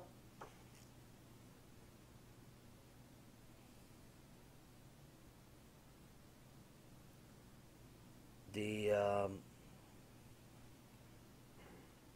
Chazal continues and says, "V'kol shechochmato meruba mima'asav en chochmato mitkayemet." Anyone whose wisdom exceeds his good deeds, the wisdom will not endure. It says someone that doesn't allow whatever he studies to shape his Torah, to shape his life, and change his conduct, is better off that he didn't study at all. If someone takes Torah, and he learns it every day, he comes, Rabbi Raphael, I want to learn halachot with you. I want to learn MUSSAR with you. I want to learn whatever. And he learns with him. And with the Metsirut Nefesh, the rabbi teaches him. But he sees the guy, still a thief, still immodest, still mechalel Shabbat. Nothing changed. We learn MUSSAR or every Tuesday night. The guy still acts like an animal in the middle of the street. He's still yelling at people, still this. He says, better off he didn't learn. It's better off he didn't learn. Why? We learn from the Sdei Chemed, who Rabbi Fine mentions in his book, that we mentioned before. והאדם שלמד ויודע את הנה מילד ובכל אופן הולך וצופה בנשים, כתב בספר חסידים שלא רק יענש על עצם מה שצופה בנשים, אלא יענש גם על מה שלמד כבר. There's a guy that already learned that he's not allowed to do certain things, and he still does them. He not only gets punished, we talked about this in the beginning issue, he not only gets punished for the sin, but he gets punished for everything that he learned. Why? Because he didn't learn for the purpose of doing. And the Gemara says in Shabbat that it's better that he didn't come to the world. In another place it says that it was better that the shilya is, how do you say shilya in English? The placenta choked him in his mother's uterus. If he learned not to fulfill, it's better that he didn't come to the world. Because now you're going to get punished double. And Hashem doesn't want to bring you to the world to punish you. So you're putting Hashem in a situation he doesn't want to be in. He wants to reward you. He wants to give you good. You're forcing his hand to punish you.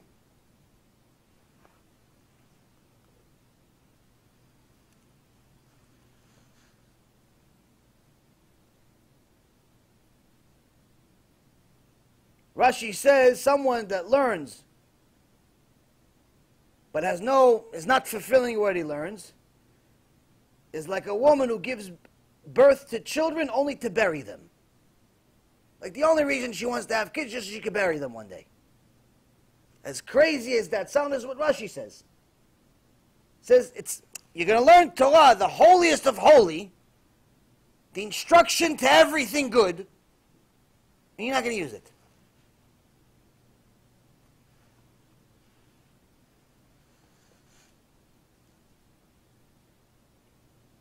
Tiferet Yisrael says someone who only fulfills the commandments that he thinks he understands.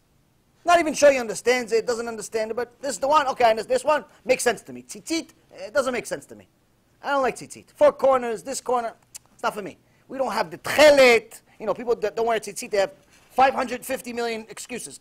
We don't really have the tchelet, and in the Torah it says tchelet, and it also says 4 corners. I'm not wearing 4 corners. And you know, and this, and it's hot, and it's cold, and we live here, and we have 500,000 excuses of why they're not wearing tzitzit. Which, by the way, anyone that's a Jew doesn't wear tzitzit is the biggest flyer in the world. Biggest fool in the world. Why? Every second you wear tzitzit, mitzvah.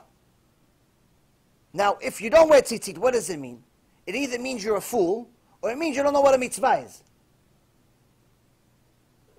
People in this world, they work an entire life to get one fortune. Entire life. To consume, to have a huge amount of fortune, to be a millionaire, to be a billionaire. But it's one fortune. You don't die with 2 fortunes. You have 1 fortune. You have 10 million, or 5 million, you have 100 million, whatever it is. It's 1 fortune. Your whole life is this. But you die, it stays here, you go somewhere else. Sometimes somewhere else is hot, sometimes it's not so hot. Depends. But the point is, the fortune stays behind. So you work your whole life to give somebody else stuff. Everybody else benefits out of the fortune, not you. Settle. If you spent less effort, less, you can get 1,000,000,000,000 times more fortune for every second. If you actually knew what a mitzvah is. 1 mitzvah is worth more than all of the fortune that every human being has ever had from the beginning of time till the end of time combined. For the smallest mitzvah, pick any mitzvah you want. Rabbinical, biblical, whatever you want. Netilat yadayim, tefillin, whatever you want. Big or small. So if you're going to get a mitzvah for every second you wear tzitzit, who's the fools not wearing tzitzit? Or they don't know what a mitzvah is. Baruch HaShem, now they know. So now, Tiferet Israel is saying, if he's only going to fulfill the mitzvot that he understands,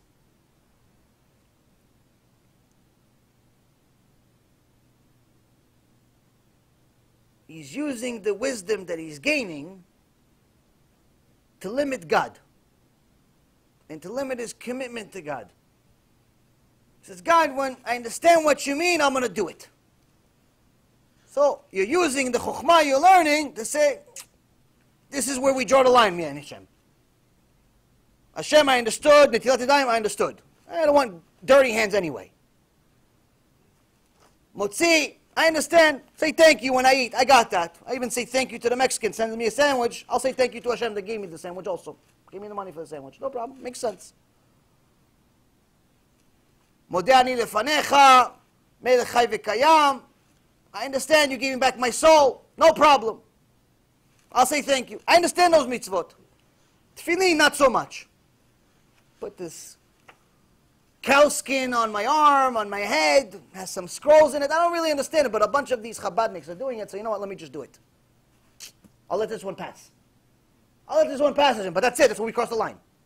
Don't start telling me keep Shabbat. Don't start telling me I have to be, look like a human being with clothes on. Don't start telling me stuff like that, because that stuff, I don't understand. We live in Florida, it's very hot. It's almost a rule to be naked. You look unusual if you wear clothes here.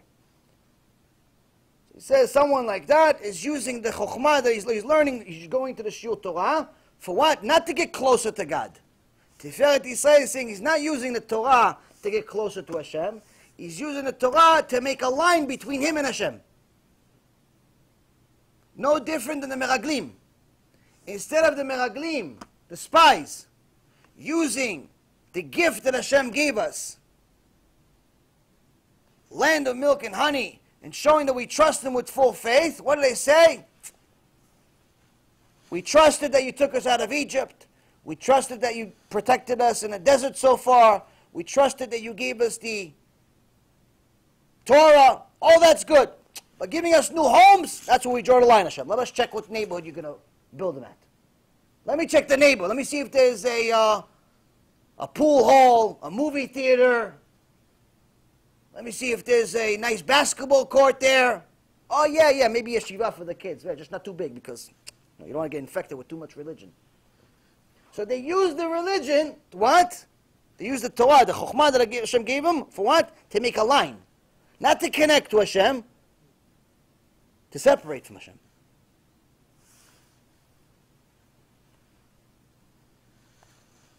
Tikkun Moshe is saying that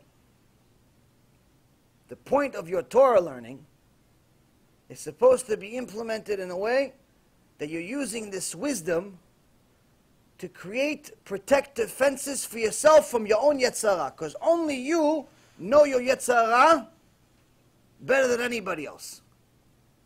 So you know your limitations.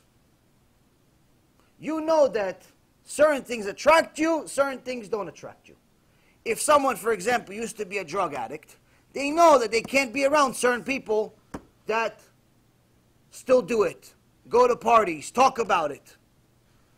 If somebody used to have a problem wasting seed, they know that they can't be around certain women unless they're with their wife and they can protect their eyes, and even then, you should be careful. Somebody has a gambling problem, they know they shouldn't hang out with the old friends they used to play poker with, and so on and so forth. So this wisdom that you're learning from the Torah, you're supposed to use it to protect yourself. Not to separate yourself from Hashem. But the only type of wisdom that can actually do this is wisdom that you worked hard for. Meaning wisdom that you learned through learning Torah by effort, not just by it was easy for you. It's known that in the early stages of childhood, there are many, many kids that excel in school, in yeshivot. But later on, they fail miserably in the bigger yeshivot and don't even make it to kollel. And the kids that were less smart and less talented end up surpassing them many times. Now, logically, this doesn't make sense. If this guy was born with a very high IQ, he's got, the memory gift where he's got photographic memory. He looks at a page and he remembers the whole thing. Naturally, you would think this guy is going to be Gdol Adol. You were gifted photographic memory. You look at a page, like Rav Avad, you would look at a page and remember every single word. On the way from yeshiva, he would walk as young guys. Him and Rav Tzion Abba Shaul would walk, instead of taking the bus, they would walk all the way home for an hour, and Rav Avadia would repeat one of the pages that he looked at before he left, and Rav Tzion Abba Shaul would elaborate on it. They'd learn together by Rav Avadia saying what he saw, what's written on the page, and Rav Tzion would actually delve into it, as if the book is right in front of them. So many people wish they had such a gift. Some people have this gift, and instead of using it to become Talmid Chacham, to be a Gaon, what do? They memorize phone books. They tell you the phone number of Mr. Smith in Oklahoma, and Mr. Stevenson in the town of Lawrence. You idiot. You have the gift that everyone is dying to get. What do you use it for? To learn a phone book. To remember what the newspaper said. There used to be a guy would go to one of the huts over there, look at the newspaper once in a few minutes, go back to the yeshiva, and the rest of the day give a lecture to everyone about what he read in the newspaper, because he remembered every single word. Instead of memorizing the entire Gemara, instead of memorizing the entire Tanakh, the entire Shas, the entire Zohar, the books that have the secrets to life, what are you memorizing? Newspapers. You're memorizing who died today, who didn't die today, who's a terrorist, who's not a terrorist, who's running around half naked, who's expecting to have a baby. Mamash, the biggest foolishness known to man, this generation. Instead of using this gift for something good, they take it for granted. Why? Because they didn't work hard for it. Where the guy that didn't have the memory, in order for him to remember a daf Gemara, he had to sweat. He had to go over it 100 times. He's going to become Talmid Chacham. Why? Because already as a kid, he got used to working hard. This is why any parent that loves their kid should stop helping them so much. Parents that do homework for their kids are destroying them. If you're doing homework for your kid, you are destroying your child. You are doing something evil. Because you are showing your child an unrealistic world. Oh, but the work is so hard. Why? All the other kids? It's not hard for them too? What, the teachers are all demented? They don't know that your kid and all the other kids can't spell? No, they can, because they're already 10 years old. They should be able to spell by now. You don't need to do their homework. No, but he's busy. What? Playing video games? What is he busy with? Oh, his friends. What's his friends going to do for him in Olam Haba? So all these parents that are doing their kids' homework, you are creating a monster. You're destroying your child. Your child is going to be a lazy person. He's not going to be successful in life. I'm not talking about make money, maybe he will, maybe he won't. But in reality, most likely he won't. Unless Abba gives it to him. He's going to get used to getting handouts. He's going to walk into a job right after school that you paid $1 zillion for, expecting to make just as much money as a CEO he saw on TV. I used to have these kids come to my job, asking for a job. And I tell them, okay, so starting salary is this and this. Like, what? I just graduated Harvard. I just graduated this one. I just graduated that one. I said, congratulations. All that graduation is worth this much to me. You want to go somewhere else? Oh, he goes, I don't have anywhere else to go to. I'm like, okay, so this is what it's worth. Everyone else is telling you it's not worth anything. I'm at least giving you a value. Yeah, but I thought this. I'm like, you thought mistaken. It's not my problem you owe $250,000 to college. It's not my problem that you were a philosophy major for the last 800 years. Makes no difference to me. I need you for a specific job. What is that job? You call Mr. Jones, you tell him, Mr. Jones, Ron Reuven's on the phone. Hold on 1 second. Mr. Reuven, Mr. Jones on the phone. Okay, thank you. I take the phone. That's your skill set. Yeah, but I know how to write. Your writing skills are useless to me. All I need you to do is dial a phone for me. Dial the number. Here's the phone number. Here's the name. Here's the address. Make sure you call the state at the proper times. Don't call California at 8 o'clock in the morning in New York, because that's 5 o'clock in the morning. They'll sue me. Only start calling at 11.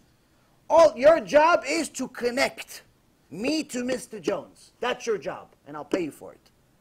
Yeah, but I have a degree. In what? Communications. Exactly. You're communicating with Mr. Jones.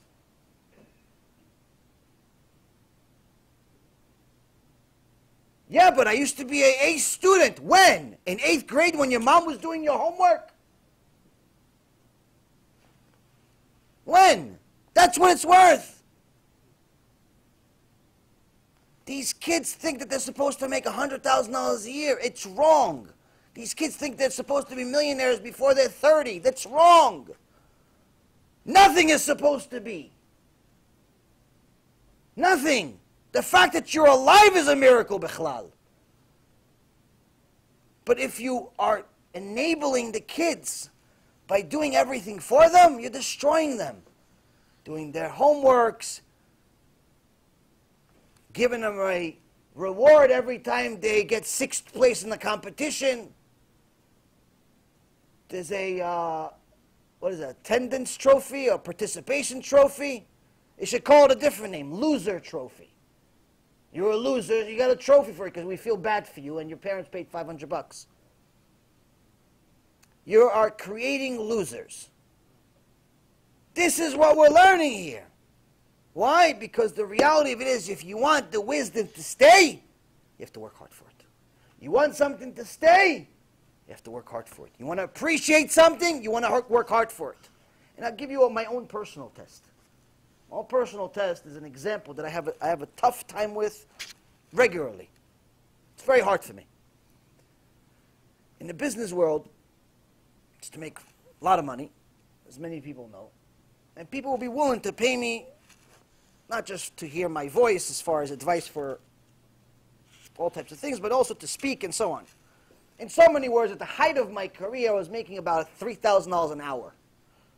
Meaning 1 hour of my precious time was worth $3,000.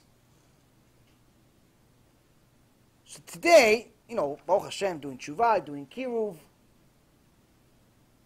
we follow after our rabbis. And our rabbis, Rav Ephraim, Rav Mizrahi, have told us that the number one job that you're supposed to do is get people to come back to HaShem. That's it. I said, okay, so how much do I make? Nothing. What do you mean? So $3,000 an hour? No, nothing. Wait, so how much do I charge though? Okay, the nothing part I got it. But how much do I charge though? But the nothing, I don't know what that means. But how much do I charge? No, you don't charge anything.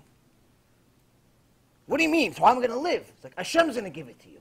This is what they told me a few years ago. I'm like, what do you mean Hashem's going to give it to me? What am I, in the middle of the desert expecting man? Last time I checked, man's not coming down. Especially not to somebody like me. I thought, listen, if I'm Chacham Ovadia, if I'm some Gdol Ador, somebody special, okay, maybe I'll get man. Me, I'm not even going to get a Kit Kat. What am I going to get? I'm going to work for free. Like, yeah. I said, so how am I going to live? It's like the same way you've been living till now. I'm like, that Hashem thing you've been saying. It's like, yeah, that Hashem. So in the beginning, it was very hard for me. I'm like, I don't understand. Okay, fine, giving lectures, no problem. Helping people do teshuva, no problem. Working 24 hours a day, I'm used to it. But for free? Got these different rabbis, they come to shuls, $50,000, $100,000. A bad speaker gets $1,500 or $2,000. A bad one, guy that just got out of school. He barely knows how to spell. He gets $1,000, $1,500. Decent speaker, $10,000, $15,000. If I go back into, let's say, the business world, for a speech, I can make a fortune.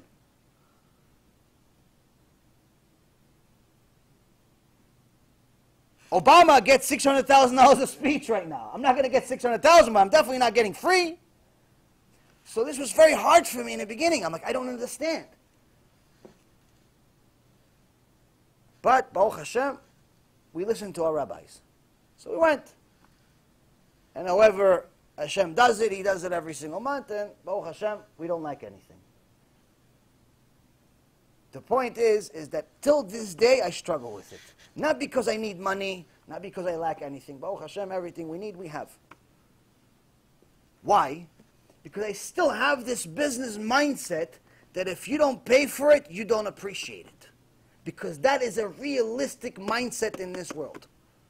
People do not appreciate things they don't pay for. They don't. When Rabbi so-and-so came to BRS, they paid him $50,000, no problem. People spoke about this lecture as if it was Moshe Rabbeinu came there. When another Rabbi so-and-so came there for a Shabbaton, they paid him $12,000 or $15,000. People spoke about it like it was, it's the greatest thing since sliced bread.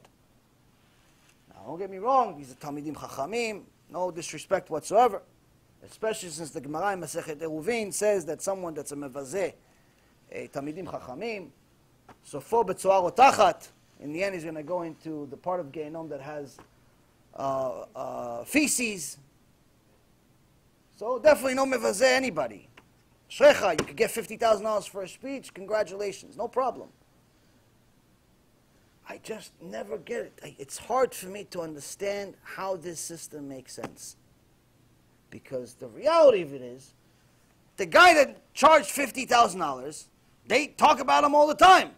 The guy that charged $15,000, talk about him all the time. All these people that charge money, they talk about them all the time. Nobody does any teshuva, by the way. No one does anything. They just talk about it. And, theoretical. So it's something really, really hard for me to deal with. And that's when I asked him, again, I keep going over this with my rabbis, and they tell me, listen, what do you want? You want to make money, or you want to help people do tshuva? I said, tshuva. I said, okay, tshuva is free. You want to make money? You can't rebuke anybody. You can't tell people the truth. Because no one's going to pay you to tell them they have to do tshuva. No one's going to pay you to tell people they have to work on themselves because they're all reshaim in the eyes of HaShem. No one's going to pay you to tell them that their wife has to throw out the 3 wigs that are $5,000 each. No one's going to pay you to tell them they have to keep Shabbat because the guy with the most amount of money just drove with a Ferrari on Shabbat to your lecture. No one's going to pay you for that except him. So that's what we do.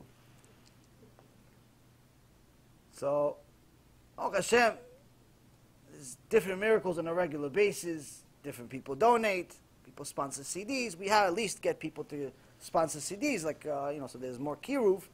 But it's still hard to make that switch simply because I know the mindset. I know the mindset that when you pay for something, you value it. When you work for something, you value it. If you work for your Torah, it'll last.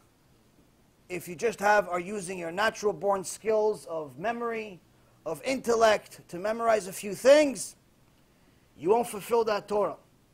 One of the amazing stories I read, I actually heard it originally about 2-3 years ago from Rabbi Ephraim, but I also read it in this great book called Legacy of Leaders by Rav Yuda Azulai, and it's about the Zdei Chemed. Zdei Chemed, Alav Shalom, was one of the giants in previous generations, and he says that when he was just a young avrech, there's nothing special about him. He says, as a matter of fact, I had to work really, really hard just to understand and get by. I was definitely not one of the top students. Far, far away from it. I was trying to get by. One thing I tried really hard. But there was this one guy with a lot of natural born skills. Memory, looks, came from a good family, wealthy family, and so on. For whatever reason, he hated me. Hated me. Just whatever he could, he hated me. I never knew why. I would just go, I learned I wanted to learn. But one day, this guy comes to the kollel when nobody's there, and he tells the Arab cleaning lady, listen, you see that guy looking at Zdei Chemed? Says, him, I want you to tell the Rosh YESHIVA tomorrow, or tonight even, that Shem Yerachem, he touched you. Now when someone in the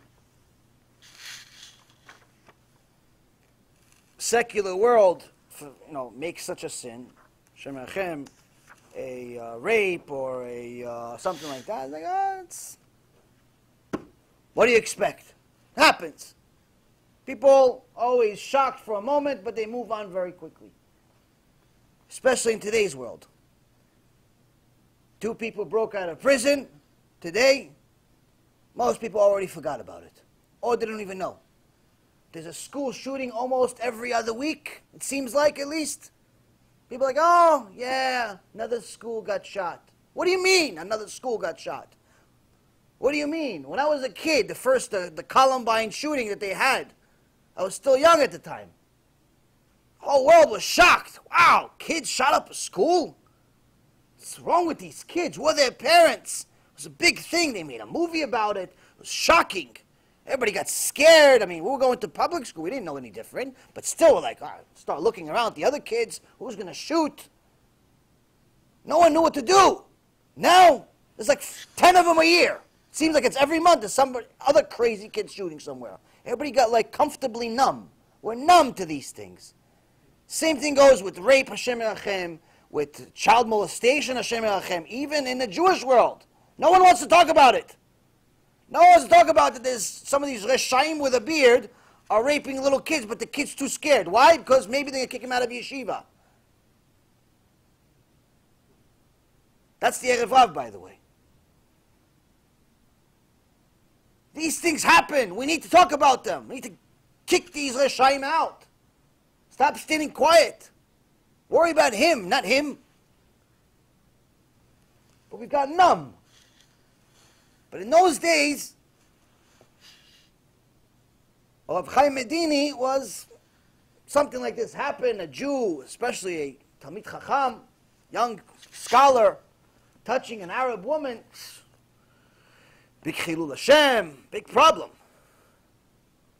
So he says, listen, the guy, the Rasha, tells her, listen, I'm going to pay you $10,000. Obviously, in those days, money. Tomorrow, you come to the Rosh Yeshiva, you make a big scene. He touched you. Arab woman, cleaning lady, she makes $50 a day. Of course, what's she going to say? No. Next day, a big scene happens. Shem HaChem, say, this guy touched me. Everyone doesn't know what to do. It's a big chaos, big problem. The Rosh Yeshiva, he knows who his student is. There's no way he did it. There's no way he did it. But apparently everybody thinks he did it. So he says to Rav Medini, why don't you go out of town? Let things cool off. Come back. A few months, a few years. Whenever things cool off, I'll send you a message. May take a few years until people forget about this. But I know you didn't do it. Between you and me, I know you didn't do it. It's just that everybody else thinks it is. Listens to his Rav, he leaves town. Knowing he didn't do it, he doesn't even try to fight for himself. That's what the Rav says, to leave, I leave. A few days later, the Rasha dies. Hashem punishes him like he deserves, and he dies and goes straight to Gehenom. Eventually, the money that the Arab woman made runs out. And she starts all of a sudden getting a conscience. You know, when you have money, usually you put the conscience in the safe. The money in your pocket. When there's no money in the pocket, you take whatever's in the safe, so the conscience comes back.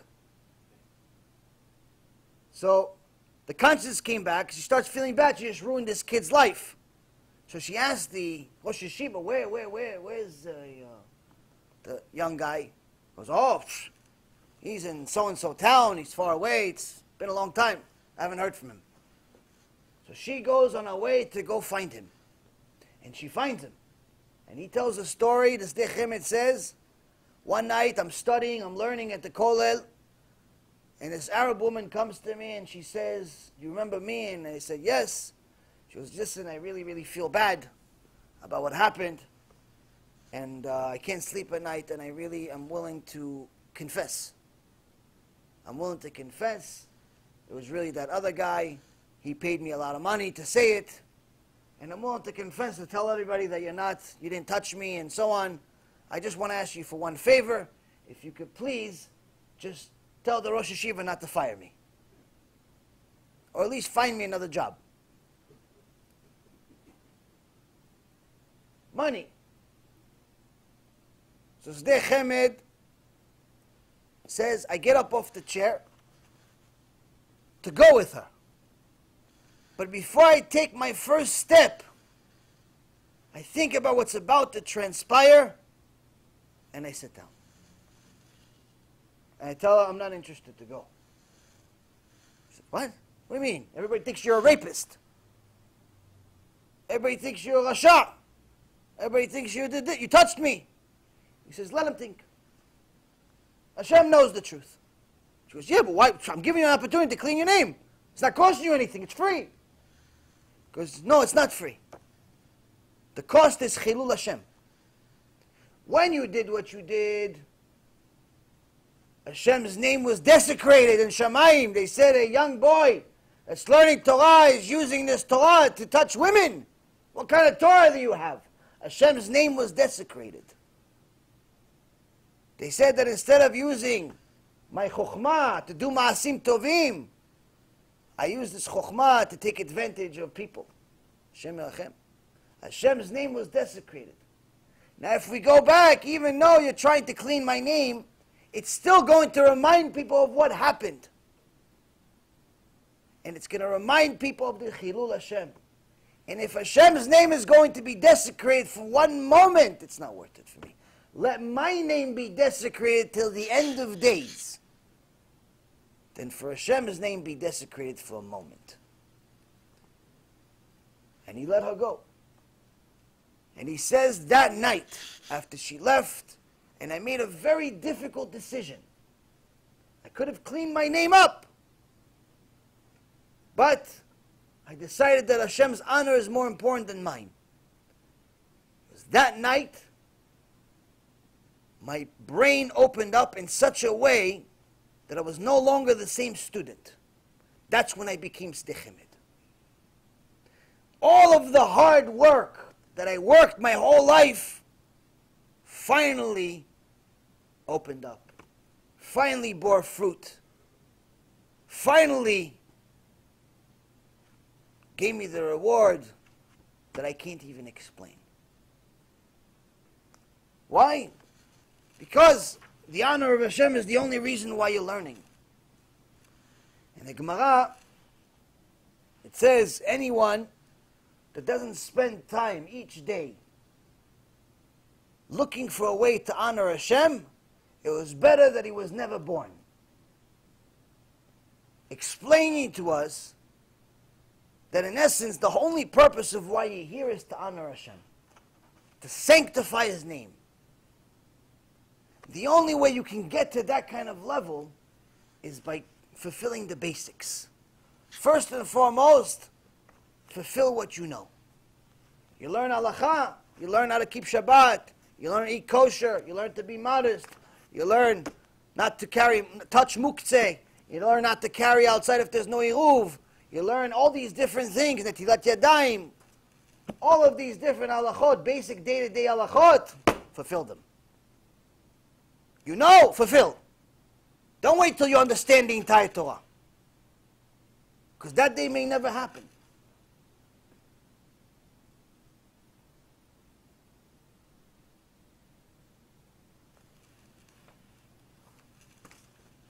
And to finalize,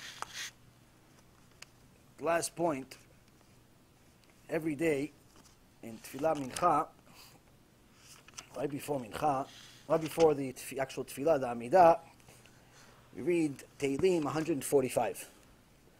Ashrei Asher Betecha, and then the Tehillim 145.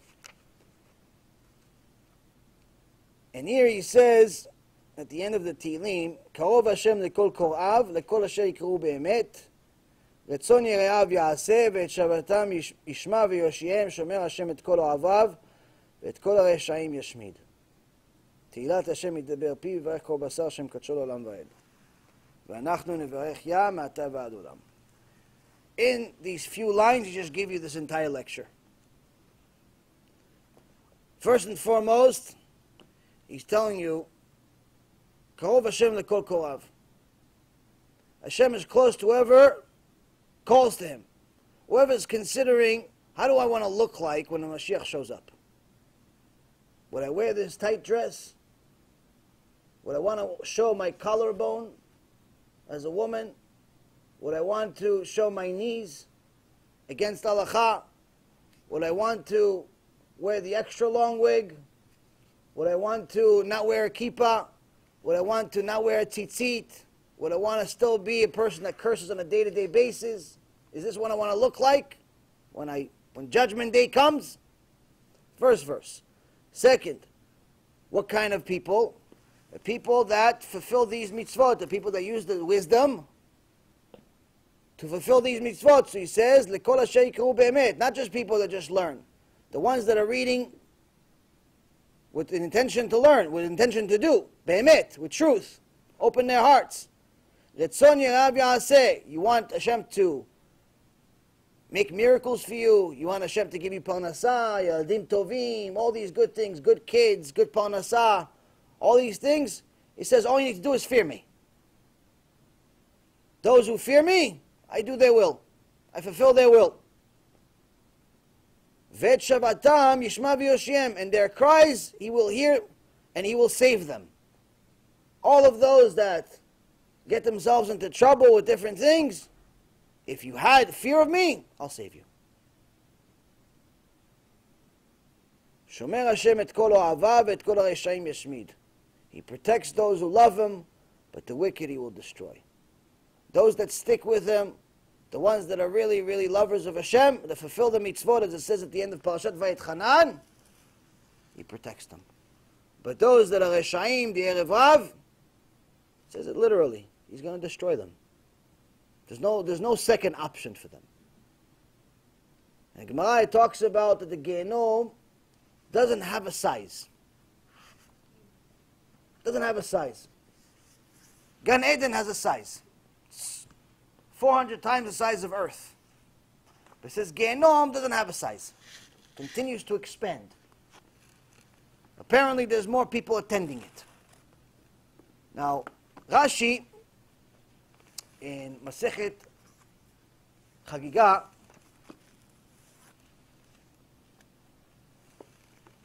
talks about it a little bit.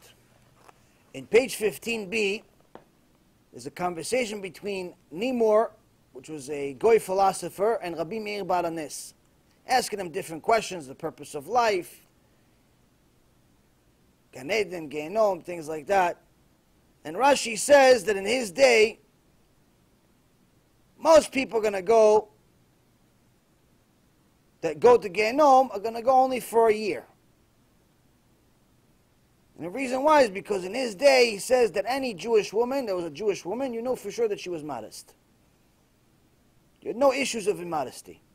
And for the most part, everybody kept mitzvot. There's no television, there's no Facebook, there's none of that garbage. It says the people that, most people, are keeping mitzvot even by default. It's almost hard to violate Shabbat. And as far as immodesty, it wasn't acceptable behavior, because there was no such thing as mini skirts back then. It says most people are going to go, they go to Gehenom, are going to go for a year to get cleaned up, just for a few sins that they made. But he says the ones that are extra wicked, they go there forever. So mikatzeh lekatzeh, from one corner to the other. He says standard people of his time, nearly 900 years ago, most standard people, it's fine. They're going to be okay, even if they go, it's only temporary attendance. They made a few sins, they do a few things, no good. There's the ones that are really wicked, those types of people, they don't leave. Who is he talking about, the ones that are really wicked? Who are these people that are really wicked? People that are Nazis? People that are massive murderers? No. He's talking about the Erev Rav and their followers.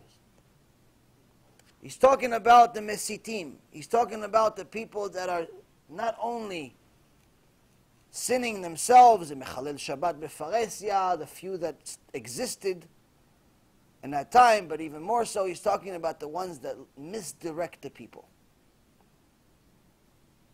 The people that are teaching things that are against the halakha, people that are teaching things that are against the Torah, and are leading the public to sin.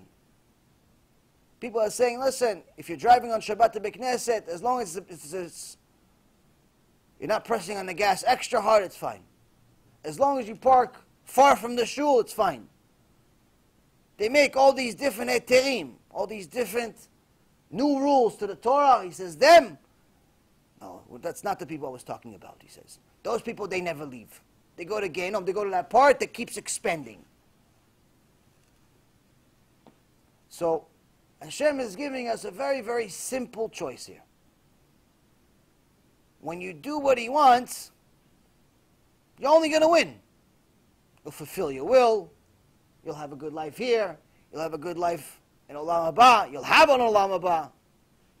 You'll have extraordinary life. But when you go against him, you're putting everything on the line. You're putting everything on the line to such an extent that you're being infected by the Erev Rav and you're becoming one of them. And that's the biggest test at the end of days. It's not a matter of whether you are Erev Rav or not, because you were born that way. It's whether you're Erev Rav because you choose to be. Everybody can do tshuva. Question is whether you want to or not.